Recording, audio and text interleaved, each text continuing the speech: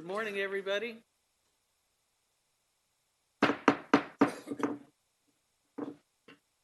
Welcome to the March 14th meeting of the Placer County Planning Commission. Thank you all for coming out. If you would please stand and join me in the salute of the flag.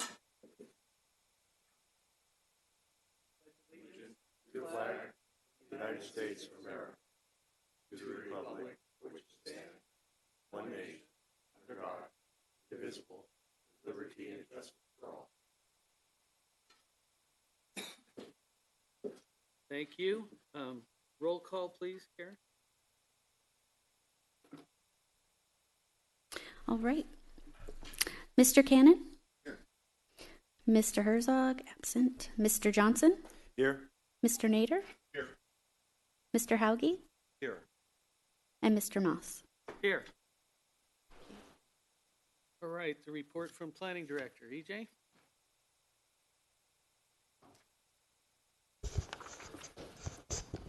Good morning. EJ Valdi with the Planning Services Division. So I have some good news to start out the morning with. Sue Colbert, our Planning Commission clerk, she is going to be returning tomorrow. Which is a really good thing. She's promised not to do any more professional race car driving, and hopefully will be around a while. I do want to say that during her absence, Kara and her staff, Andrea and Nancy, have been doing an incredible job with the Planning Commission agendas, getting packets out, getting all the information to you, to the public. We're often dealing with 500 to thousands of pages of documents that have to get out in a very short time frame. So they've done an incredible job. So I want to thank all of them. I also get to introduce our newest assistant planner with the county, Amy Rossig. And Amy, I'm going to have you just stand for a moment.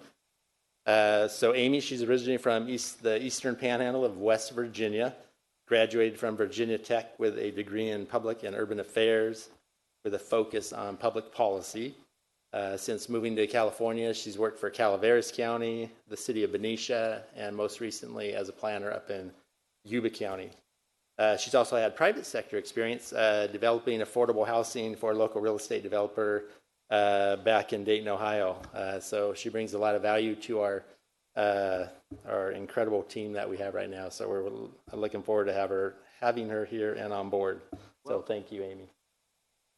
And then we really have one recruitment left to make planning whole, to have all our positions filled. It's another planner position, which we're currently underway with that. And so I can report on that weeks ahead.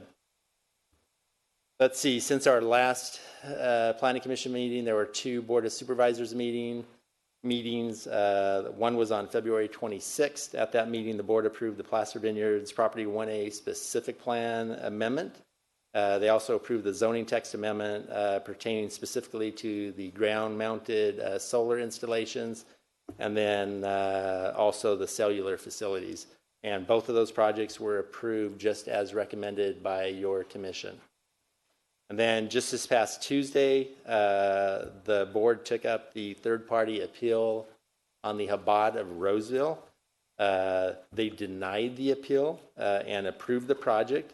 There was one change to the project that was inserted into the conditions of approval. You remember the primary facade of the building, the Brooklyn appearance that was facing Douglas Boulevard, that is getting shifted to the internal, I guess, is that the west side, north side of the building, so it faces interior to the parking lot. That was also the tallest part of the building. So that's one change that was made. The building footprint actually stays the same, but it brings that height down somewhat off of Douglas Boulevard and internal to the site. So that was the only change as part of that approval. And then last thing is just our upcoming Planning Commission schedule. The next meeting is March 28th. That'll probably be a pretty full day. We have use permit modification. We have 2 appeals of variances. We have 2 nuisance abatement hearings that day as well. And then I think there's a couple extensions of time too for tentative maps. So that's March 28th here in Auburn. Following that, there will be an April 11th meeting. We don't have that agenda lined up yet, but that will be here in Auburn too. So that concludes my report this morning, unless you have any questions. Questions? All good? Thank you. All right, thank you. Now is the time for public comment. Public comment would be regarding anything that somebody would like to address the Planning Commission on that is not included on today's agenda.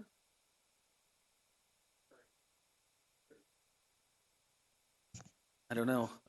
I guess I can put my face in it here. I'm sorry. So if anybody would like to, oh, there we go. Address the commission now on stuff that's not on the agenda, now would be the time. Good morning. Morning. I'm Kay Fajette from Newcastle, California, and the first thing I'd like to address is the fact that I wasn't notified of the 12th meeting on the 12th, and this meeting I got in less than 48 hours before it happened. I read about it in the newspaper a day before it came, and I finally got the notice.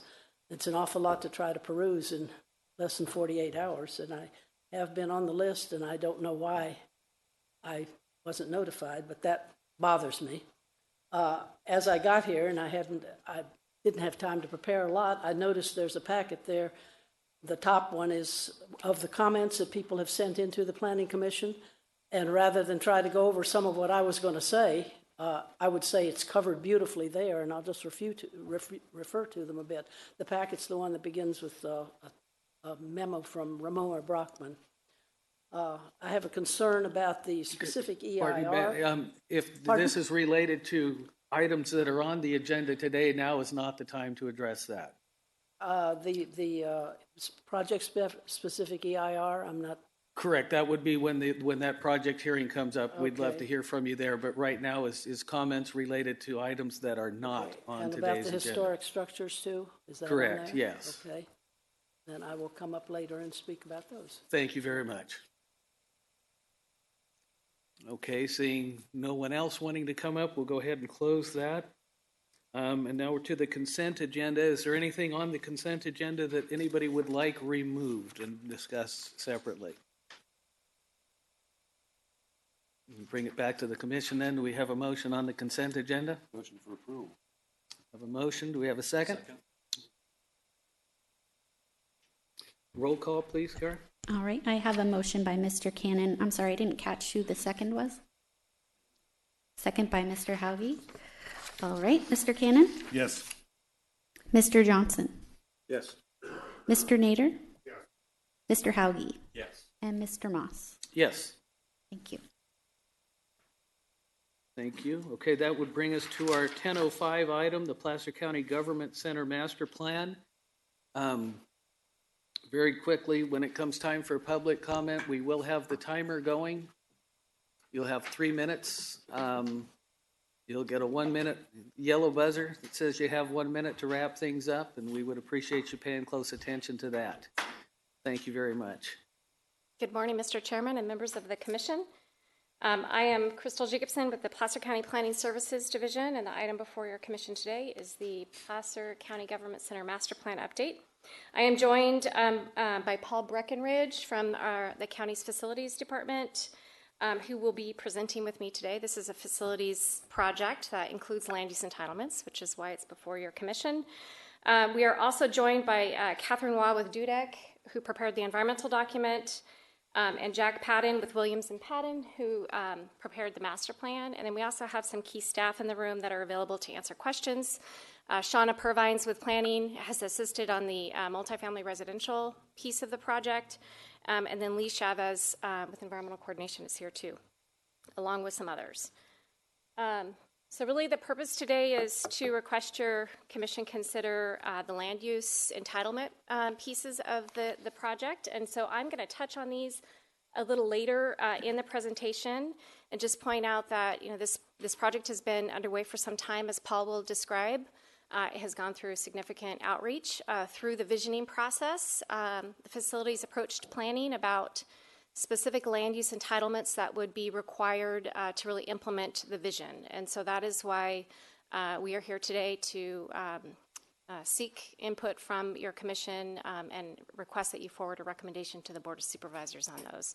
Crystal, So- I'm sorry, 1 minute. Let me interrupt you for a second, please.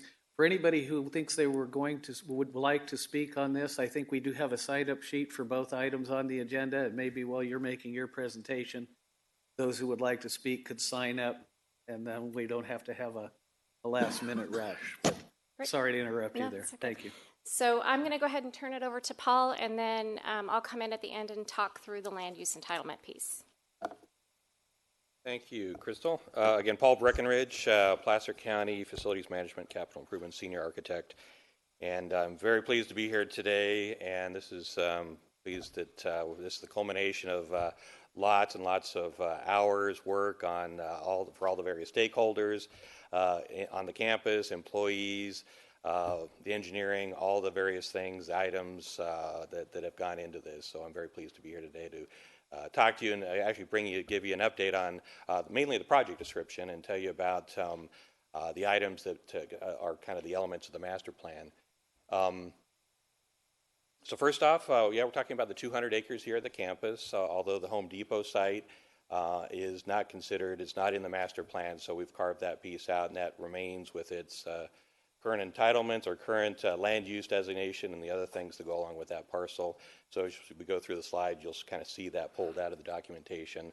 But this site represents, for Placer County, the main, obviously we've got the administrative center down at Fulweiler, but this is our main location for services across the county, and its central location at the heart of Placer County. So looking back from the 93 plan, this was looked at as an update. So many things were accomplished in that plan. It was time to update it, time to look at it, and bring a new plan forward and figure out where we're going for the next 20, 25 years. Just a little bit on the timeline. We brought in our master planning consultant, Williams & Padden, in March of 2016. Board gave us approval to move ahead with them. And then from there, we were off to the races for all the upfront work to get to a place where we could then plan. So the visioning, the assessments, lots of work up front to come up with those. So looking at existing facilities and the varied levels of existing facility conditions. We've got from buildings that date back to World War II to very current facilities with our new Animal Services Center. And so working with those, looking at those and assessing those all the way through. September 2016 was our EIR start. Then from there, we went into actually preliminary planning, draft strategic visioning, community workshops and outreach at that point, scoping project level reviews. Board gave us direction to study 2 specific components with the EIR, a health and human services facility and a multifamily housing project. So we'll talk a little bit more about that here in a minute. Draft EIR process 2017-18, planning detail last in this year. So we've obviously wrapped up the planning detail, and you've got that information now. The final draft was in February. We're here at the Planning Commission now. We're at North Auburn MAC, receiving very favorable feedback there, moving to this meeting. So that was Tuesday night. Airport Land Commission on the 27th, and then hopefully, if everything goes well, tentatively the 9th of April for the Board of Supervisors. So project description, just in general terms, this is obviously the long-term vision for the campus here, kind of building upon that 93 plan. And really out of the 93 plan, the only thing that a lot was accomplished with that plan, but the HHS building was in that plan. It just we didn't quite get there. So the folks that are planned for that building are in this building and spread throughout the campus, spread throughout City of Auburn. And we're looking to bring them back together into one spot. And that's we saw that coming out of the 93 plan. We're looking at phase development of the various mixes across the campus. So how do we bring forward and look at those over time? Infrastructure, all the things that are below ground that we know some about. We know locations and conditions. That's probably more suspect just because of them dating back, a lot of it dating back to World War II. So that's something we're going to have to address, and is a big part of the master plan effort as new buildings come online. roadways and other things, the network that makes up the campus, we're going to be addressing as we move along. And as I was mentioning, the EIR and the EIR looks at the master plan at a programmatic level.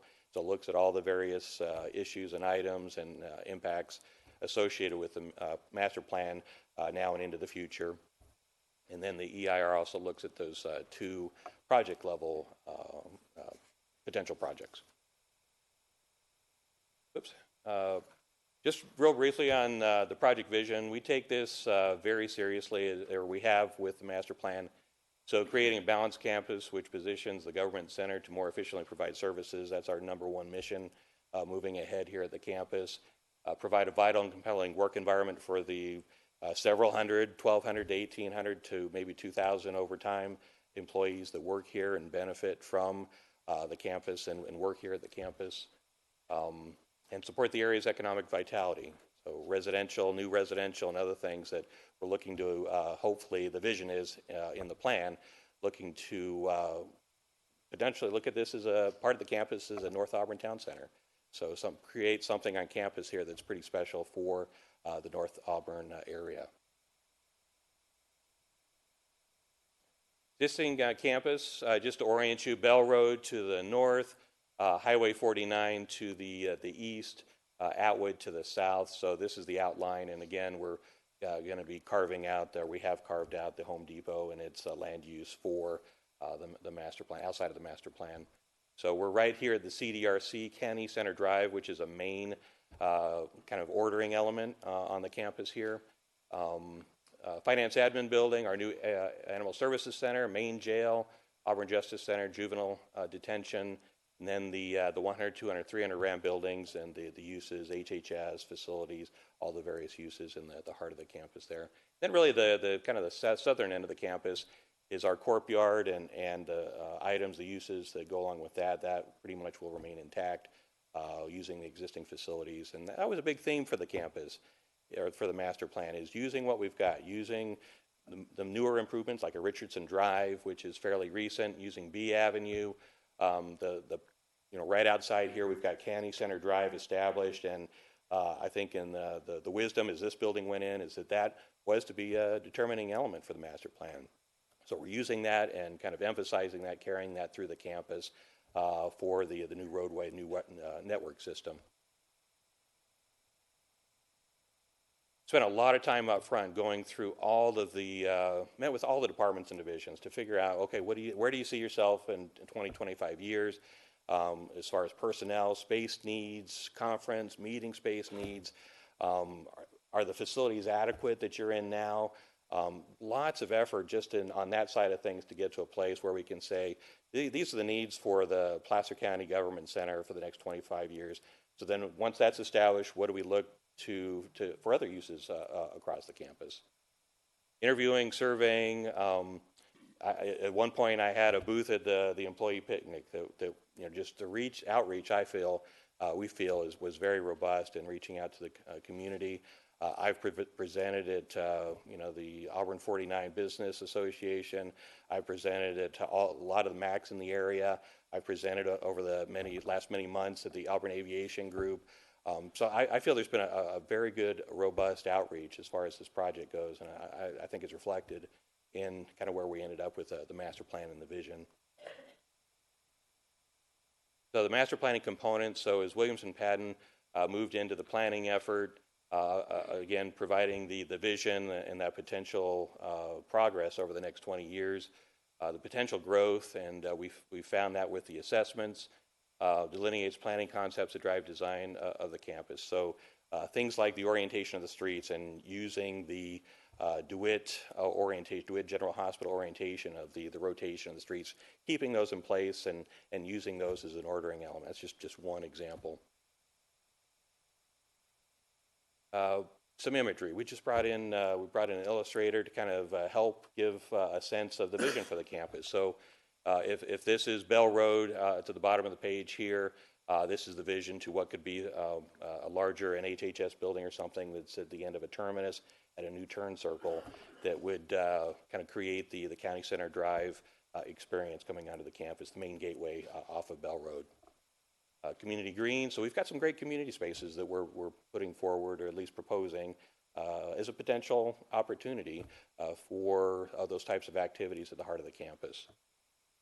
More of a, using architecturally this building really as a resource for its look and feel, and kind of carrying that through with this notion of kind of a contemporary agrarian aesthetic that Williamson Patton established here, and we would carry through with multifamily projects, with all the other different new facilities. We'd have some common threads that we'd carry through architecturally.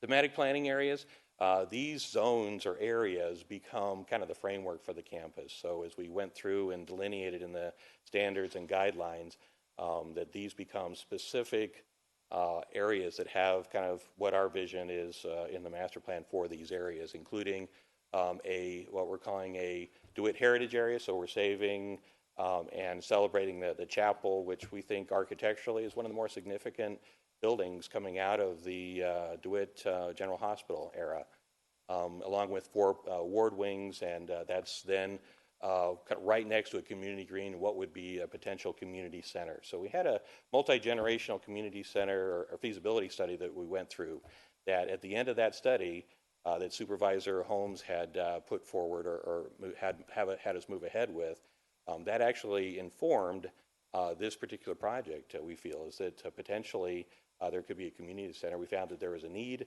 and we found that of the 2 options, whether it's a regional park or this campus, the thought was that this would remain an option somewhere in the future. We know this at least from the vision perspective, but those needs from community programming, if you will, we felt was important, and we're kind of reserving that space potentially for that at the campus. Government uses, really, so we've got this kind of defining line, this County Center Drive that kind of pulls through campus, that's already established right outside here. So then the government area is to the western side of the campus. The community functions are kind of that core element, and then that provides kind of the transition to what we're looking at as this potential town center area. And we'll talk a little bit how the zoning kind of helps with that idea. But this reflects more mixed use and residential, multifamily residential. So we're thinking that we've analyzed over 400 units in the environmental documentation, and we're thinking that with the needs for affordable housing and workforce achievable housing, those things are all going to be looked at and considered for this part of the campus. So the emphasis here is really about smaller scale commercial, at least that's the vision potentially, and then so if you look at all of these elements here, those little footprints, they could represent small scale commercial on the first floor with residential above. So think in terms of a lot of this just representing multifamily residential. So the campus plan itself, I talked about kind of this main gateway, County Center Drive and Bell, so that becomes the main entrance to the campus. So instead of using Atwood, it would be Bell coming off of 49 and coming over from 80. We've already got our building here, that's the CDRC, so right off of that we've got a placeholder for this potential consolidation of the county admin functions at Fulweiler. So as we have this building that's kind of created one half of the gateway, that we're looking to have the county admin building as the other half of the gateway at the top of the hill, the most prominent location here at the campus. The first thing you would encounter as you come up Bell from either 49 or 80, and that becomes the main potentially new building here at the campus. So there was consolidation discussed in the 93 plan. We've brought that forward. We still feel that that's something that is important for what we're trying to accomplish. So that building currently represents potentially the board, county council, all the various functions, HR, all the functions that are in 145 and 175 Fulweiler down in the city of Auburn. The heart of the campus, again, is this passive community green space, potential community center. HHS, Health and Human Services, is potentially here, facing the park and that open space, and having a County Center Drive address was part of the thinking too, so that these would kind of align them, newer buildings would align themselves along County Center Drive. So the eastern or western part of the campus, other than the small parcel back here that we're looking at, it's more multifamily, so we're trying to get in where we can, that the need for housing in the area, and utilize county land that we can leverage. as we are with currently, the board has us talking with Mercy Housing for the first project, potentially first project for the master plan for 3 acres and 79 units of affordable housing at the top of the campus there. So we're just in initial discussions with them moving ahead. So the notion of housing we're already looking at. So again, all of these pieces down here, we've got, in the land use description, possible hotel, but these all represent either in the goldenrod multifamily residential to about 3 stories, and then mixed use. So the other color here wrapped around the existing turn circle could be first floor commercial and residential above. So we'll see how the market drives those functions. Courtyard remains about the same and allows, say, our emergency shelter to continue in its location if need be. The zoning, we've looked into that level of detail. Kind of zooming in again, the multifamily potential multifamily housing project on First, we have realigned First Street slightly and decoupled Blue Oaks Drive right down the way here to give us a little bit more space for the county admin building. So we've worked closely with transportation engineering to look at that realistically. So again, County Center Drive and its connection to the heart of the campus here and the newer buildings, an annex to the FAB, HHS, an HHS Center, Farm and Ag Commissioner at that point, and then some smaller other buildings. So really this is what we're looking at for the needs for the county for the next 20, 25 years. And so the rest of the campus becomes something that is more relative to the town center. HHS, just quickly, 6 acre site, about 135,000 square feet, 3-story, will be one of the bigger buildings on campus, potentially, and becomes our one-stop service center. So as right now we have services that are spread throughout, and this is an attempt to kind of bring all of those folks together for services that are needed for the Auburn area. Multifamily housing project, 79 units, 2- and 3-story buildings, several different types, town housing here, and then 3-story, 2 to 3, I think, no, they are 3-story apartment units above that. This is in the compatibility zone C2, so we've been working with the PCTPA, David Melko, to ensure that we're in compliance with ALUCP or the ALUC, or the plan, the plan to make sure that all the criteria is met for the C2 zone. Development standards, so these become more of the must-haves or requireds for the individual areas across the campus, setbacks and other things, so that's a big part of the effort that we've established. One thing I do want to mention here is just the parking requirements. So we've reduced parking requirements. We feel that because we're trying to get this notion of this town center started, that we've reduced that to allow ourselves less fields of parking. The campus here, we're looking to create a large parking district. So on evenings and weekends when employees are away from the campus, we've got hundreds of parking spaces that can be utilized for other things, and we'd like to take advantage of that. Different land uses. This is the development standards, the diagrams, the tables for that. We've come up with, the emphasis really is on recreation, education, public spaces, residential uses, retail, and service uses, a little bit of potential lodging.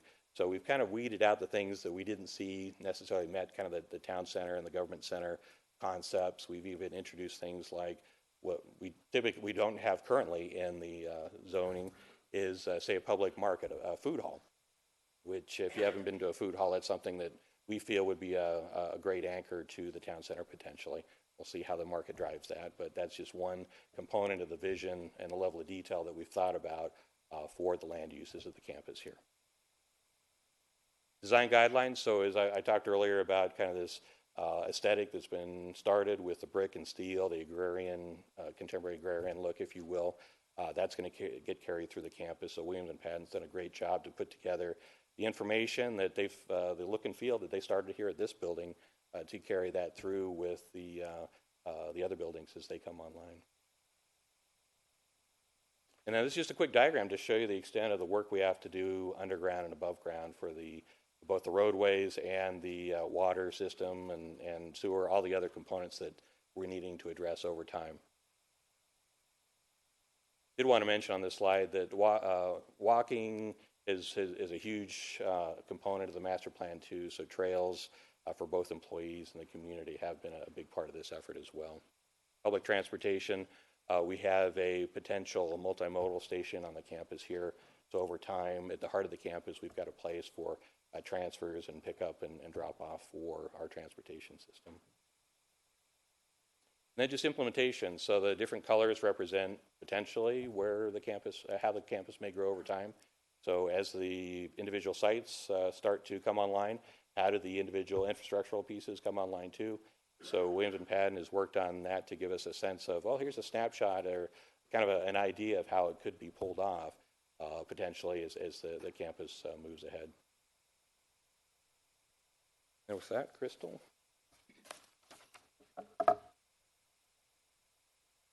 Thank you, Paul. Okay, so in order to implement the vision that Paul just described, there are a number of different planning land use entitlements that would be required, and so they are outlined on the next couple of slides here. These would be the actions that we would be requesting your commission to forward a recommendation onto the board. So the first would be to certify the master plan and the development standards, certify the EIR for the project. And then adopt the master plan, development standards, and design guidelines. And then there is an amendment requested to the Placer County General Plan, and it's a pretty kind of simple amendment. It's really to identify the master plan and the tables up at the front of the general plan so that the master plan can establish the design standards development standards and design guidelines for the site. So it speaks to that, and that's what those tables are here, along with the figures. There's also a request to revise the Auburn-Bowman Community Plan land use designation. So the Auburn-Bowman Community Plan identifies the land use designation map for this area, and so we would be requesting an amendment to that map, and I have a copy of it here in a minute I'll show you. And then also the second amendment to the Auburn-Bowman Community Plan would be to replace and supersede all references to the DeWitt Center. So the Auburn-Bowman Community Plan actually has a whole lot of reference to the DeWitt Center if you've seen that before. And so we are simply superseding that language with reference to the Government Center Master Plan update. And then finally, a couple of code or zoning changes. One is to amend the code related to Town Center Overlay District to allow that district to apply to area plans, master plans, and specific plans. The Town Center Overlay District exists in our code today. It's a tool for projects to come in and set their own development standards. And so we are requesting an overlay district, and I'll show you in a minute, that would live on the zoning map so that the master plan would specify those standards. And then finally, a request to rezone portions of the Government Center Master Plan campus. So here's a copy of the land use map that would live in the Auburn-Bowman Community Plan, and the designation that we are requesting is this, the Placer County Government Center Master Plan. So it would direct planners and folks that would look to develop projects in the master plan area to that document to look for standards. And then here's a copy of the zoning map that is being proposed.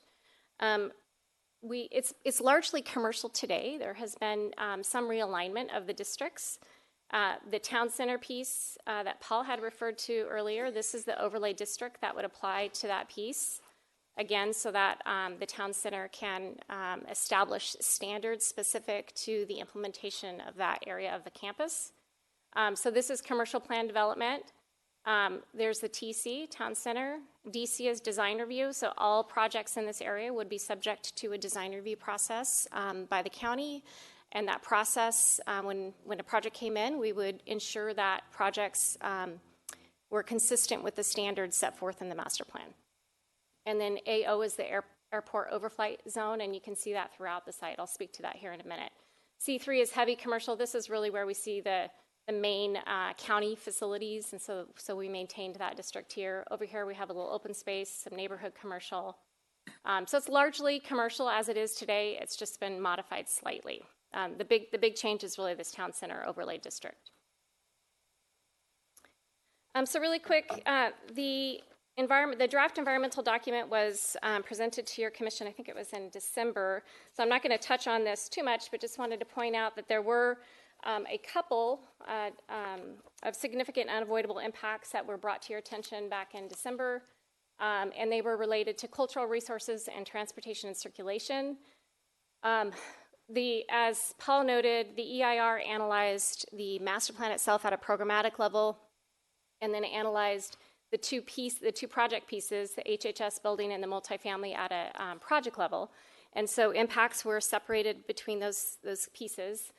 So for the HHS building, two significant and unavoidable impacts were identified, very similar to the government center master plan. And then for the multifamily, the impact was just related to transportation and circulation. Three alternatives were analyzed in the document, and what was deemed the environmentally superior is the number 3 listed here. And again, I'm not going to dive too much into this. If you have questions, we have our consultant here, but we gave you an extensive presentation back in December on that. This is just a copy of the plan that Paul had just talked about. And so what I want to do next is just kind of dive into some of the key topics that were addressed in your staff report. I'm just going to kind of quickly go over those real quick here. The first is a consistency with the general plan, community plan, and county code. And I just want to point out that there is a lot of support for this project in the general plan and the Auburn-Bowman community plan related to land use, housing, economic development, and transit and mobility policy. So as outlined in the staff report, you'll see a number of different policies that are really supportive of that this project would support. Same thing with the Auburn-Bowman community plan. There's a lot of narrative and policy in the Auburn-Bowman community plan about implementation of a mixed-use type of town center on this site, and so this project really implements that vision. And then in terms of the zoning, again, the town center overlay would be applied to the site to allow for those development standards to apply to the master plan campus.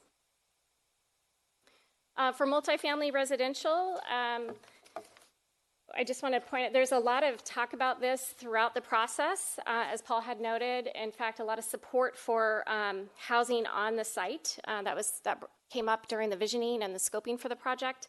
And so this project really supports the county's commitment to housing.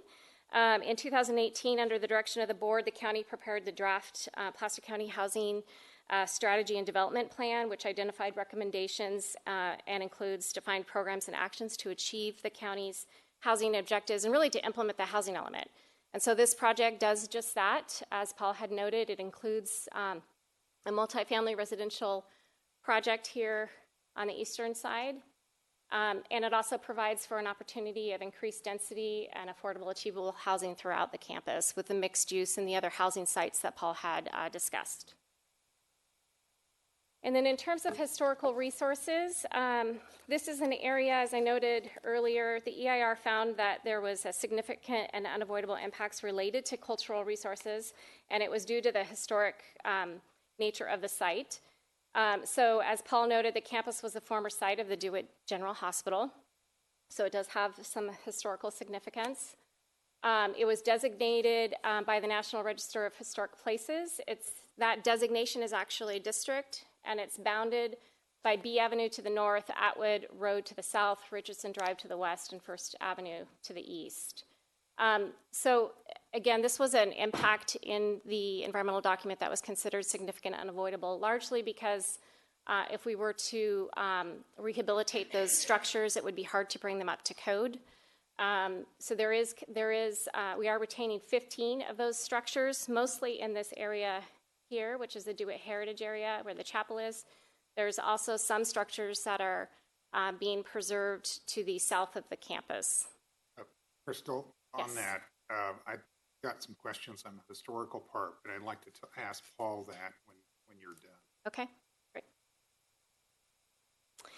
For visual character of the site, this also came up in scoping and throughout the process, just really the desire to ensure high quality design on the site. And so that is the reason that the development standards and design guidelines have been prepared. So they really define those allowable land uses, but they also set maximum building heights and site coverage and density.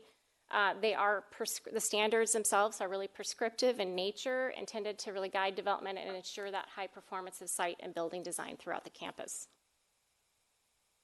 And then for sustainability and access to transit, the plan is intended to proactively address and meet the state's regulatory net zero energy goals. The site and building design guidelines and development standards really incorporate passive and active high performance and sustainability design throughout the campus.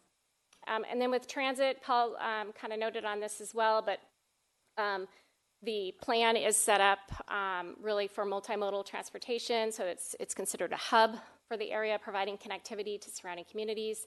And there's also a planned internal bus circulation throughout the site. So the idea is that to make sure that the plan is set up for transit, particularly since we are incorporating multifamily housing component, mixed use. The idea is that it's a walkable, bikeable area. And then finally, I wanted to touch on the airport land use compatibility plan. So this site currently is within what we call the airport overflight zone district. So it's a combining district in our zoning ordinance. And so any project that comes in to the planning department is within that district, we have to do planners have to do a compatibility analysis. And so it has been determined that all the allowed uses are compatible with that plan in terms of their where they're located within the compatibility plan map. And so this is the map from the Auburn Airport influence area. So you can see the site is right here.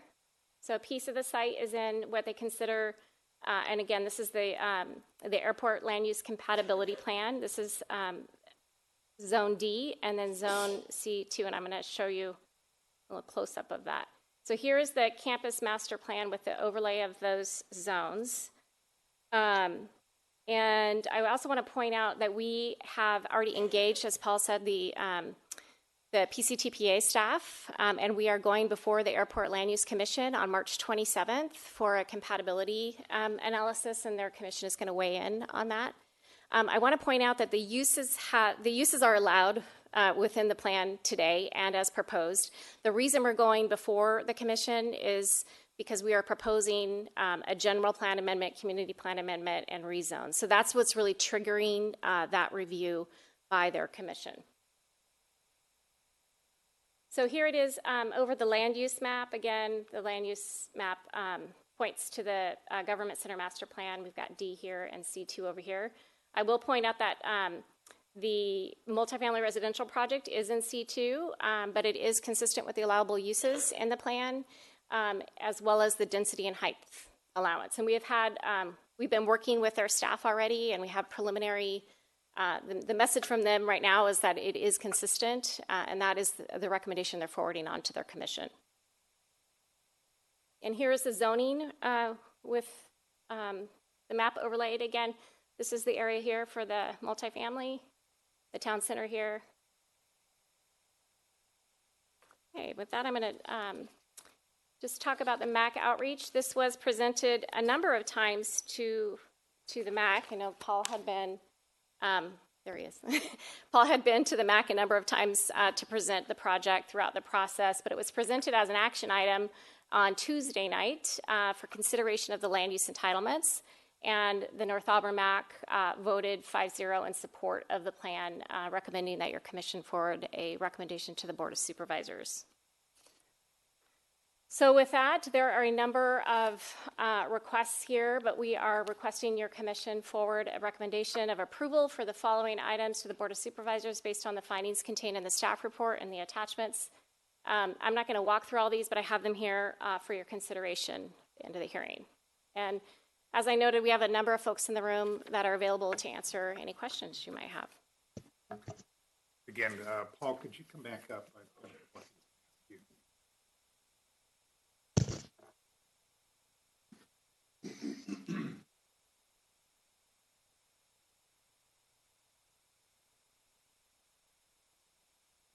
First, I'd like to thank you for the extensive, I would say over-the-top effort to reach to the community. Thank you. And you started this at a very raw state, asking for people's feedback, which I think is critical, especially as this is such a community, such a sensitive area to the community. So I just appreciate what you've done and what the department has done to really get it to the point where it is, because I think it's been sifted extremely well through the whole process to come up with this. Thank you. My questions are related to the historical nature of this area. Obviously, this started as a war effort, either just during that time, either to support the war or after effects of the war. There were many facilities built throughout the country that were put up pretty rapidly with the intent for short-term use. As a result, they were not really looked at for any extensive time to actually be viable for use. And I think the issue is that over time, the county has obviously had to put tremendous funds into rehabilitating these buildings, keeping them up in a safe condition for the employees, and now meeting some pretty high standards as it relates to earthquake standards. And it reaches a point where you have to wonder if the retrofitting costs or just the maintenance costs can even justify. And I assume this is an issue that I'm sure many municipalities that have these kinds of facilities have had to struggle with, but I think over time, you really have to question the value of your dollar going back into structures that were really intended for a very short-term use. Now, obviously I've been giving you a speech rather than you giving me one. So what I guess I'm asking is for you to confirm some of the things that I've been saying. Is that true? Because I think that's important as we kind of weigh the importance or how, and don't get me wrong, I love historical structures. I mean, they have tremendous character that's just hard to duplicate today. But I think it comes down to a matter of economics. You got to really think about, what's the best value for the taxpayer's dollar here? And I really question that in some of these structures. So, yeah, I appreciate that. I mean, that we've been working with that idea for several years now on how to tackle that. And obviously, I work in one of the older World War II buildings here on campus, so I have firsthand knowledge of the issues associated with the application. But yeah, it's the buildings from our research that. The buildings were meant originally labeled as semi-permanent, that they came out of the war effort, and the reason why brick was used was because the wood was in short supply during the war, and so that would have even made the buildings even less permanent. So there's kind of that thought, but and the buildings are set up for the most part for the configurations are very, very narrow. We're set up for a bed, an aisleway, and another bed to help with soldiers returning from the Pacific Theater.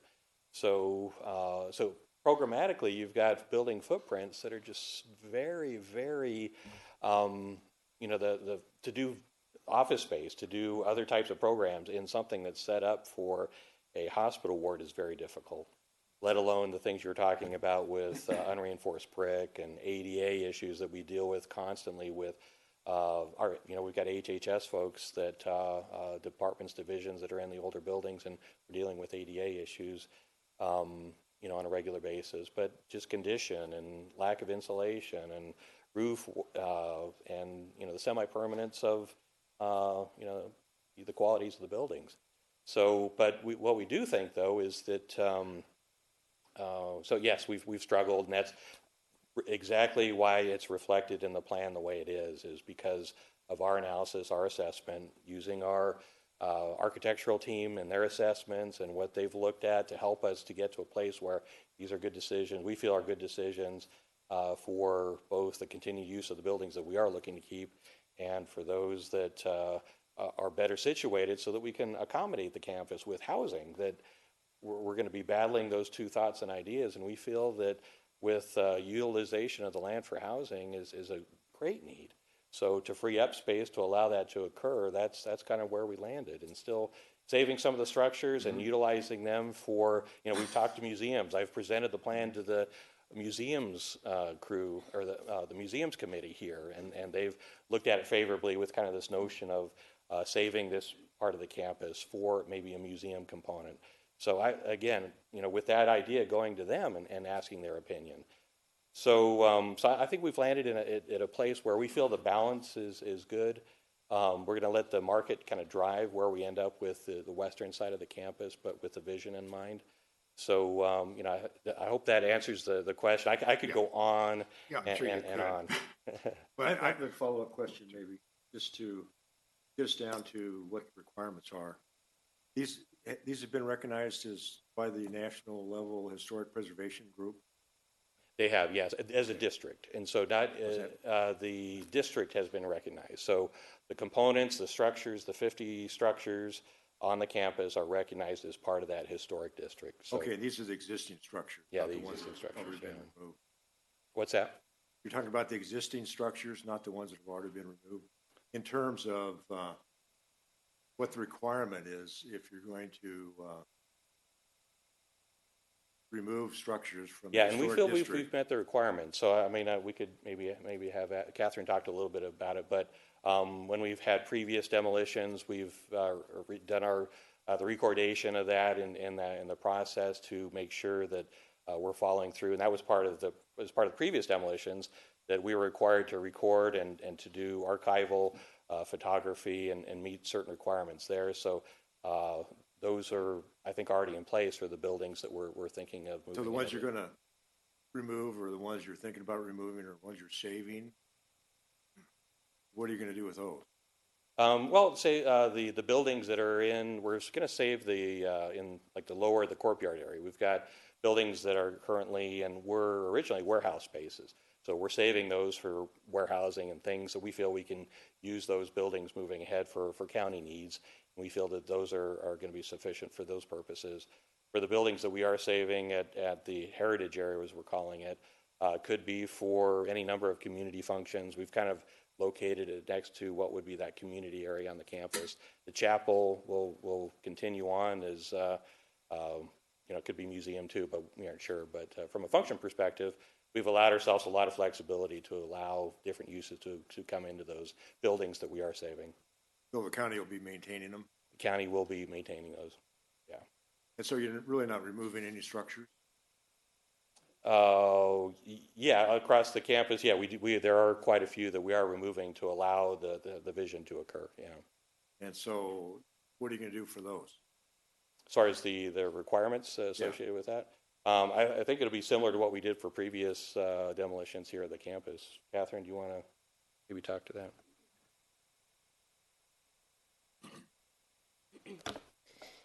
Good morning, Commissioners. As Paul said, my name is Catherine Hua. I'm a Senior Project Manager with DUDEC, and we're the county's environmental consultant for the project. So in terms of the buildings that are proposed for demolition, the analysis is presented in the draft EIR to recognize that would be a significant impact in terms of removing structures that are considered to be contributing features to a historic district. And the typical mitigation for that is to do the photographic recordation that Paul described earlier. The county undertook that in about 2004, I don't remember, 2004, 2005, to do photographic recordation of the entire campus at that time. So that recordation doesn't need to be redone because because it already exists. And so all of the buildings that are proposed for demolition have already been adequately recorded, in accordance with the Secretary of Interior standards for recordation efforts. Recorded with who now? So it's recorded in terms of there are the photographs are taken, they're done into an archival quality, and then those records. There's also research done into the construction dates and materials and all of that kind of architectural information. So it's in a, in a series of binders, and it's resides here at the county. I believe the county still has a set of that.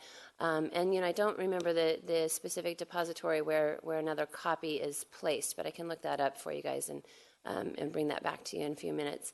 But that the process that the county followed was what was laid out in the prior EIR for the campus, the 2003. So there's the State Historic Preservation Officer, would you probably?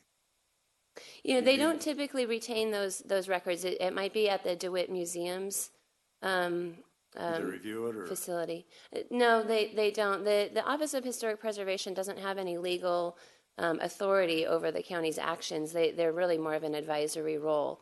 So they were involved and commented on the EIR that was prepared in 2003 for the last update of the master plan for the campus. But the recordation process itself doesn't require specific review and approval by an outside agency. There's a list of standards that you have to meet, and the county retained qualified consultants that meet the required qualifications by the Secretary of Interior standards to conduct that work and to complete the recordation. The Secretary of? Secretary of the Interior of the Department of the Interior, the U.S. That's Department. the Federal Historic Preservation Board. Correct. Okay, so they have the standards, and they don't review the work. No, there's no formal procedure for taking that the body of information that comes out of a recordation process and submitting that to, for example, if you have a wetland impact and you have to get the Army Corps of Engineers to sign off that you've adequately mitigated everything, there's no similar or parallel structure or procedure on the recordation side. Okay, so basically what I'm hearing is that you've completed all the work that probably needs to be done for any building you can remove. Correct. And so again, that recordation was completed by a firm that specializes in photographic recordation by the name of Mesa Technical. That's pretty much all that they do. And so they are the experts in how to make sure that is all conducted in a way that preserves the information for future generations, so that you still have a record of the historic context of the campus, the background on all of the use of the campus from the 40s through when the county acquired the property in the 70s. And so all of that is recorded and preserved and available for, if someone, someone doing a master's degree wants to do a thesis on World War II, hospitals, that information is still available for public, understanding. Okay. And so the preservation, really, I guess, want to just clarify that the preservation, at the district has been determined to be a significant national resource. Is that correct? Correct. So it's listed on the National Register of Historic Places. Thank you. Mm-hmm.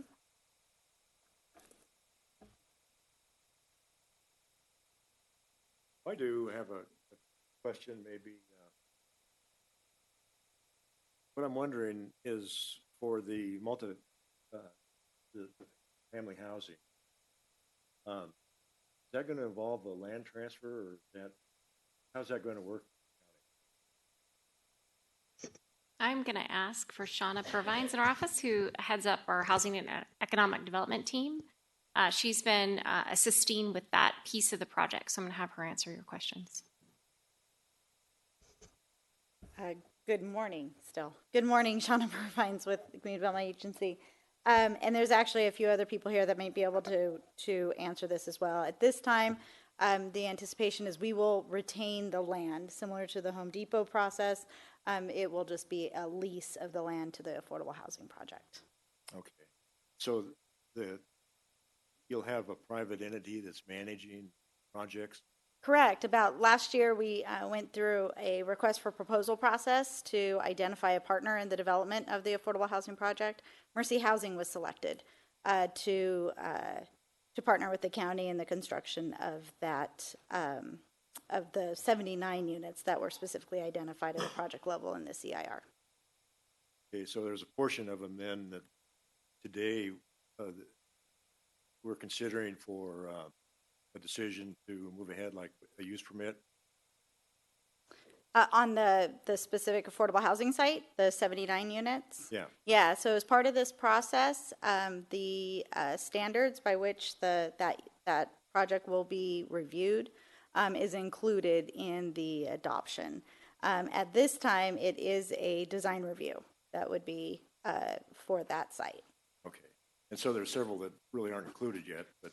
there are Correct, portions yeah, that are. just the initial project of the Okay. 79 units. Yep, Okay, thank you. you're welcome. Shauna, before you leave, Yes. I know that these two projects, the HHS and that housing piece is said within 5 years. When do you think this is actually going to happen? At least something comes out of the ground. Actually, we think sooner than later.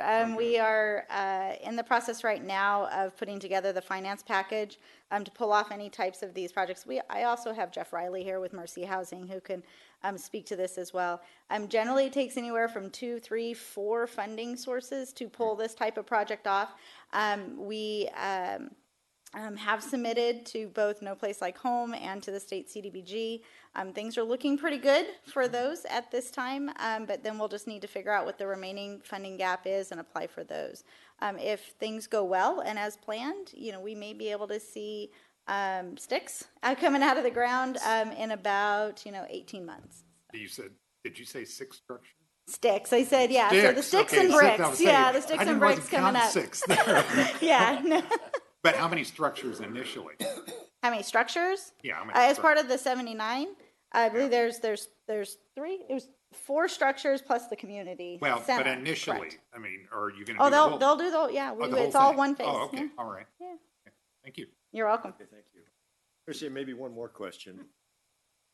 That there's a building, it looks like it's a little ways off, called an administrative building. Is that planned to move all the operations on Full Isler in the city of Auburn out to this area?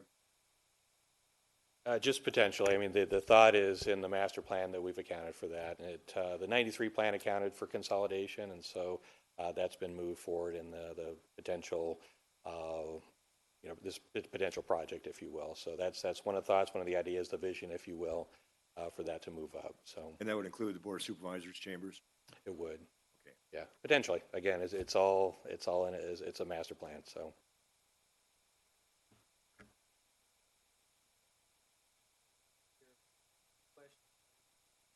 Open it up to public comment. Did everybody get ready to open this up for public comment? Did everybody who wishes to speak get a chance to sign up on the list already? Yeah, Chairman, I have a list of about 7 folks, and I can start reading those names off when you're Would ready. you please? We'd probably read those off like 3 at a time and get you lined up in a queue. And remember, we have a 3-minute time limit, so you watch your timer. Thank you. First 3 speakers, Kathleen Byers, Veronica Blake, Herb Whitaker.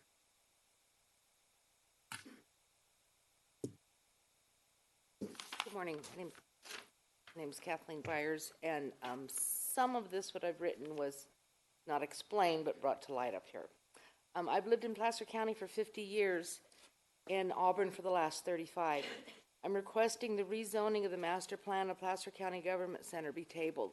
Please do not present this to the Board of Supervisors at this time. Time is not of the essence. Stop. These plans will affect the future, thank you, of Auburn. I find too many areas of concern. The zoning itself, there's no specific zoning codes listed, and I'm referring to what was the blue map that was sent out. Reference given to 17.52.135 Town Center Commercial. Words like flexibility, intended, and may should not be used in the plan that will impact Auburn for years. The name change itself is the reason to put it on hold. DeWitt is our history. There's no reason to change the name. The numerous low-income apartments. I'm all for affordable housing in the area, but it does not need to be crammed into DeWitt area. Placer County is big. Build affordable housing in Newcastle, Penryn, Loomis. Let the access be I-80. Highway 49 is nearing gridlock. I did see the Highway 49 impact findings. I don't think it accurately reflects the true impact of the traffic on the road. The plans to extend and add lanes can help then you are adding more housing, more cars, more kids to our crowded schools. You haven't helped the future of Auburn. The hotel, I heard a lot of laughter over a hotel. If anyone thinks it's going to be an Embassy Suites, you will be sadly disappointed. It was unclear what the selling point would be, a view of the jail or the homeless shelter. Then I learned of SB 1152, the hospital discharge law that took effect this year. When discharging a homeless patient, if the homeless has no home to go to, no family picks them up, and no room at the shelter, the hospital must provide housing and food. Either keep them in their hospital or place in a hotel. Bingo. The hotel in DeWitt will become a voucher hotel known as the Homeless Hotel. Don't think it'll be used by 1 or 2 persons a year. It can be used by any hospital. Auburn Faith is already having to adhere to this law. I beg of you, don't do this to our community. DeWitt property should be used to better Auburn's future, not degrade it. Build county offices, improved existing county buildings. Build something for us to be proud of, for all of Auburn to enjoy. Something for our families. An indoor water park, miniature golf batting cages. Use this land to make Auburn a destination location, not a slum. If any of you have been around long enough to recall Bell Gardens, if not, ask a veteran police officer. We as the community need to learn from our history, not repeat it. I know you don't all live here in Auburn, but I understand you represent Placer County. I'm asking you and I'm begging you, please table these plans, rethink, regroup, give some thought to our future generations. And I want to mention the zoning. I really researched what would be where. I never saw that a 4-story or 3-story building would be in my backyard. Thank you, Kathleen. Thank you. Or is it possible that that light box can go up on the counter where the people speaking can see it? I don't want to make anybody else jump this morning. So they can see.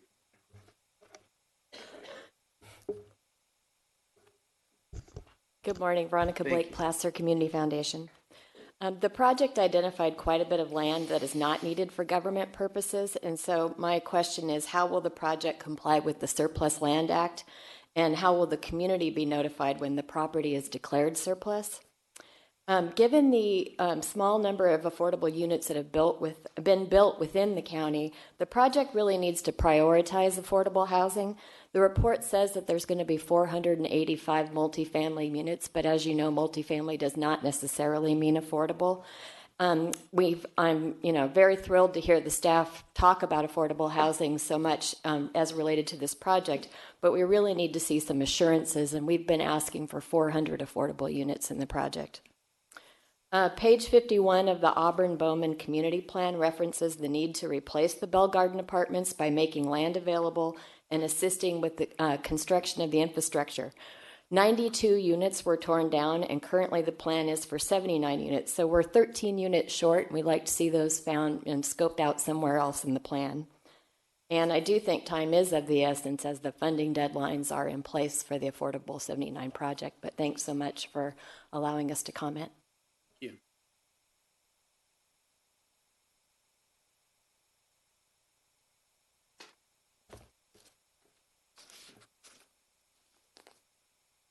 Good morning. I have a one-page handout that I'd like to distribute to the commission. Please state your name for the record, please. My name is Herb Whitaker.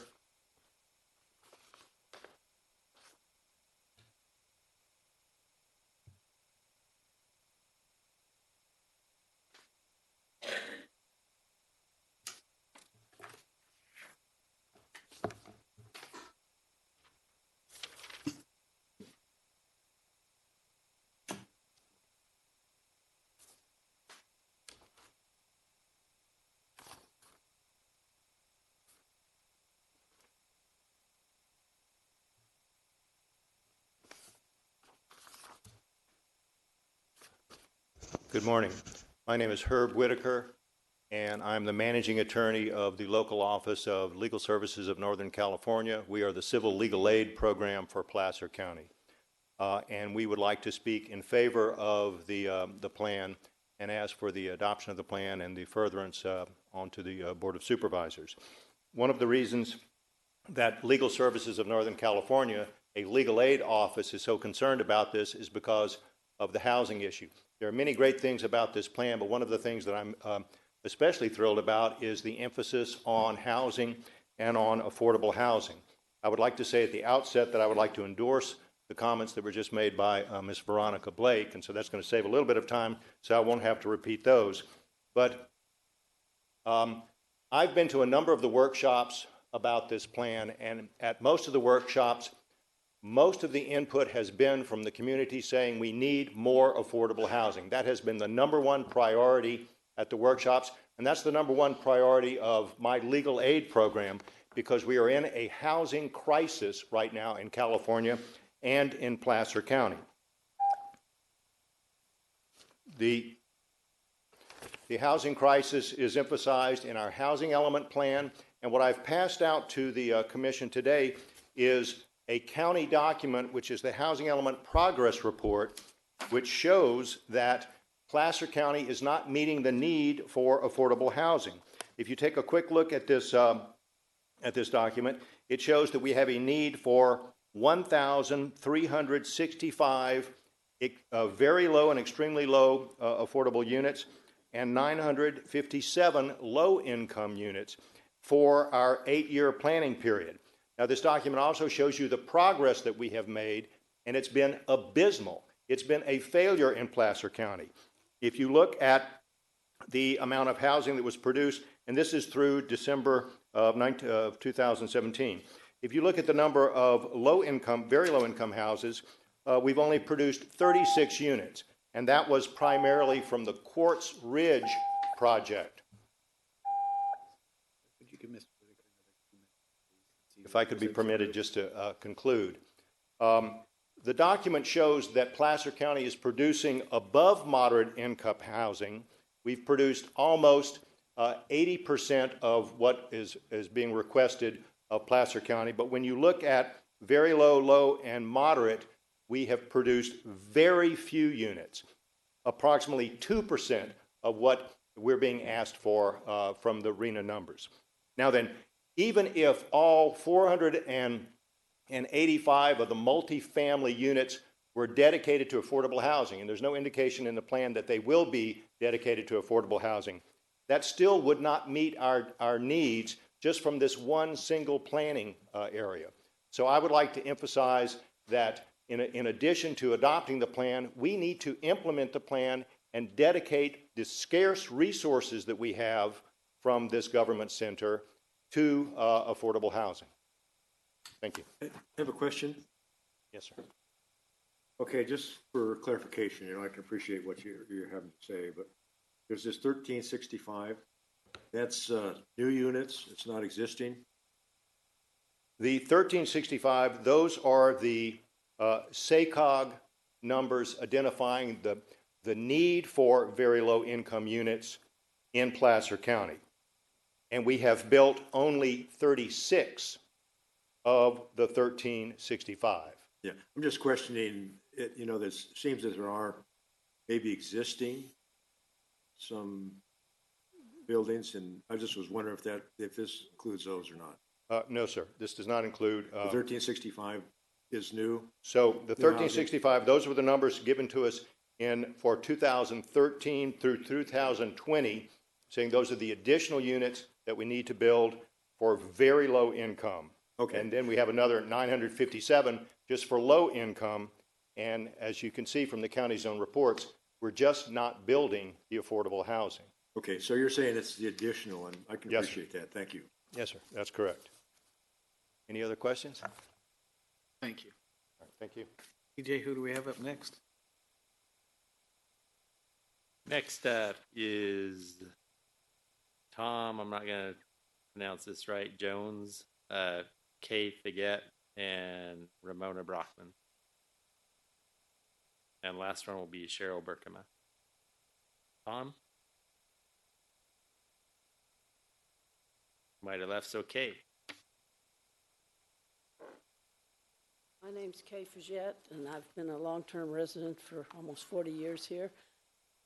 As I stated before, I wasn't overly prepared because I was notified so late of this meeting, and I would like that changed.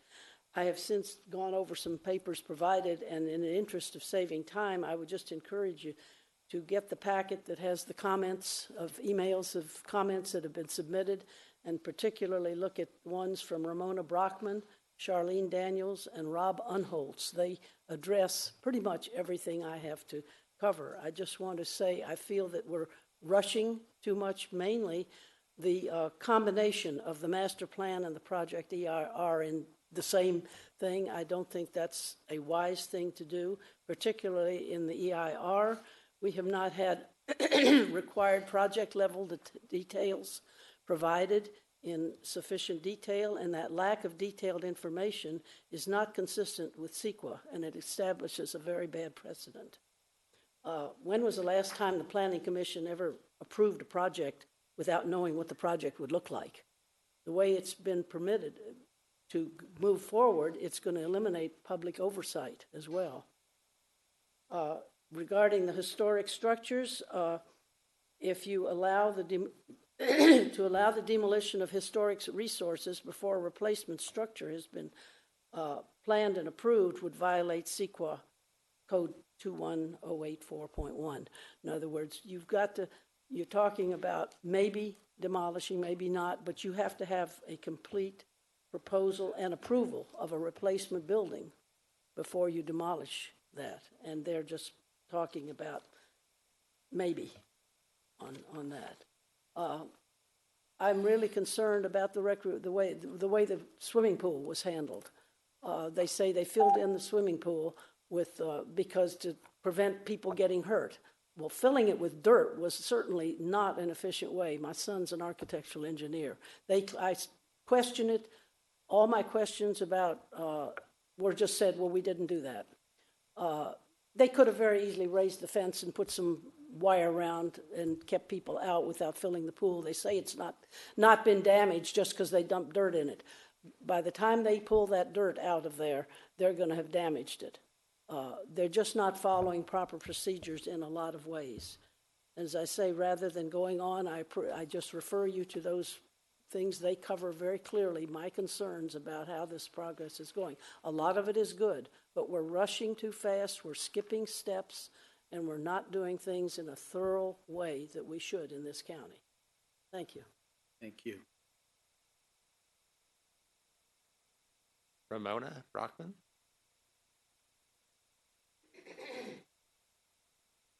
Good morning, I'm Ramona Brockman. I'm going to kind of change a little bit because a lot of what I was presented was already written and said. So I do want to address some issues that were brought up during this morning's presentation. There was some questions about the permanency issue of these buildings. Just to let you know, I've been involved in this process from day one. I'm actually the author of the National Register nomination. I've done a lot of research on the DeWitt Hospital. And I want to clear up a few things. Semi-permanent nature, I asked that to be struck. I do have a primary source document that says that this structure, all structures at DeWitt are considered permanent. So the argument of they need to go because the Army built them not to be permanent is not true. The intention for these hospitals in the end was to be VA hospitals. It did not happen with a lot of them, but that's a different matter. So let's see, what were some of the others? Oh, the issue of them not being up to code, it would be too much and too difficult to do so. I question that. Was that consideration taking into that they qualify for historic building code, which does aid with the issue of meeting current building code, but yet being and being safe for people to occupy. Obviously, they've been occupied buildings. Music and More was in the theater. Courthouse Athletics was in the gym. These buildings have been occupied. They are occupied by current staff of Placer County. So, you know, I really question how they can all be deemed for demolition when they've been currently occupied or recently occupied. I know some are in a little rougher shape than others, but if you look at the structural reports, all major structures, roof, walls, foundation, are rated as fair or good. Electrical and plumbing, of course, being dated is a different matter. So my main issue I have with this is that it is rushed. And The question with the housing is, why was that not pulled off as a separate project? It does not impact any historic resources, so it should have been pulled off as a separate project. And my main issue that I want to enforce is look at McClelland Air Force Base. Those buildings were reoccupied, even though they were abandoned buildings or reused right away. They were not sitting empty. And then as projects come up to maybe modify or demolish them, that comes up. The timeline of this is 20-some years. Are you going to have buildings sit out there for 20-some years before they're legally allowed to be demolished? Or can we actually use them? There's the gym, there's an auditorium, there's the swimming pool that was filled in that hopefully can be filled. There's a need for recreation in the North Auburn Recreation Center. By the time any of these things are built, it's down far in the future. So my emphasis is to reuse these buildings, reuse them until time comes that the decision is that maybe they aren't that what is preferred, but not to state right up front in the plan to demolish 35 of the 50 historic structures in this district. Thank you. Thank you. Sheriff? Cheryl Berkema, and there you are. Good morning. I did want to say, I agree with the woman that just spoke that there has not, Cheryl Berkema from Granite Bay. I don't think there's been enough time for the public to first of all, the agenda was not put out within allowing the public 72 hours. I think that is actually a Brown Act violation. And in December, I brought this up both to planning and to the Board of Supervisors. There was an onslaught, I call it actual document dumping, an attack of documents on the public. We had Sunset Area Plan, we had this plan, we've had zoning text amendments, we've just had tens of thousands of pages of documents. So the public really, that's a burden on the public. We want to provide input. I think there's two topics here, the affordable housing and sustainability, that are very, very important. I also agree with the fact that there's been a lot of work done. I think the planner did a lot of work on pushing affordable housing to the front, which is really important, but there's not enough detail. And I also agree with the person that said the kind of wishy-washy language of we may do this or we're hoping to do that, and being altruistic doesn't get it done. You need to actually have the detail on paper, and being that there are funding deadlines, I think it is really important. One of the commissioners here actually brought up there's thousands of units of property in Tahoe. There's lots of things that Placer County could be doing to help address some of these things, and they need to be looked at in a cumulative fashion. So to address why is it all happening here, how many units, where is the plan? And I know that they're working on it, but it's kind of like the cart before the horse. Why are we building all this infrastructure when we don't have the actual numbers down? We need the housing numbers. We need to look at the goals. What is the strategy? And then look at the infrastructure. Thank you. Thank you.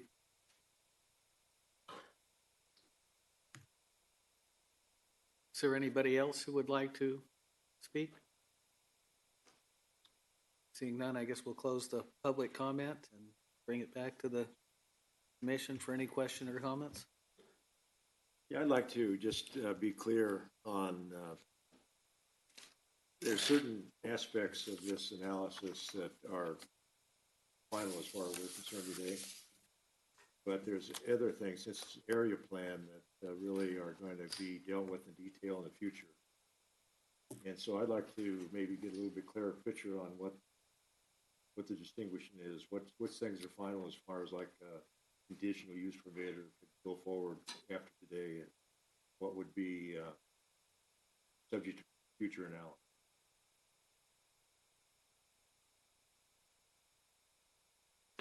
So the project before you today is the master plan document, which is was done on a programmatic level and establishes the use allowances and development standards, how high you could go, how dense you can go, those kinds of things.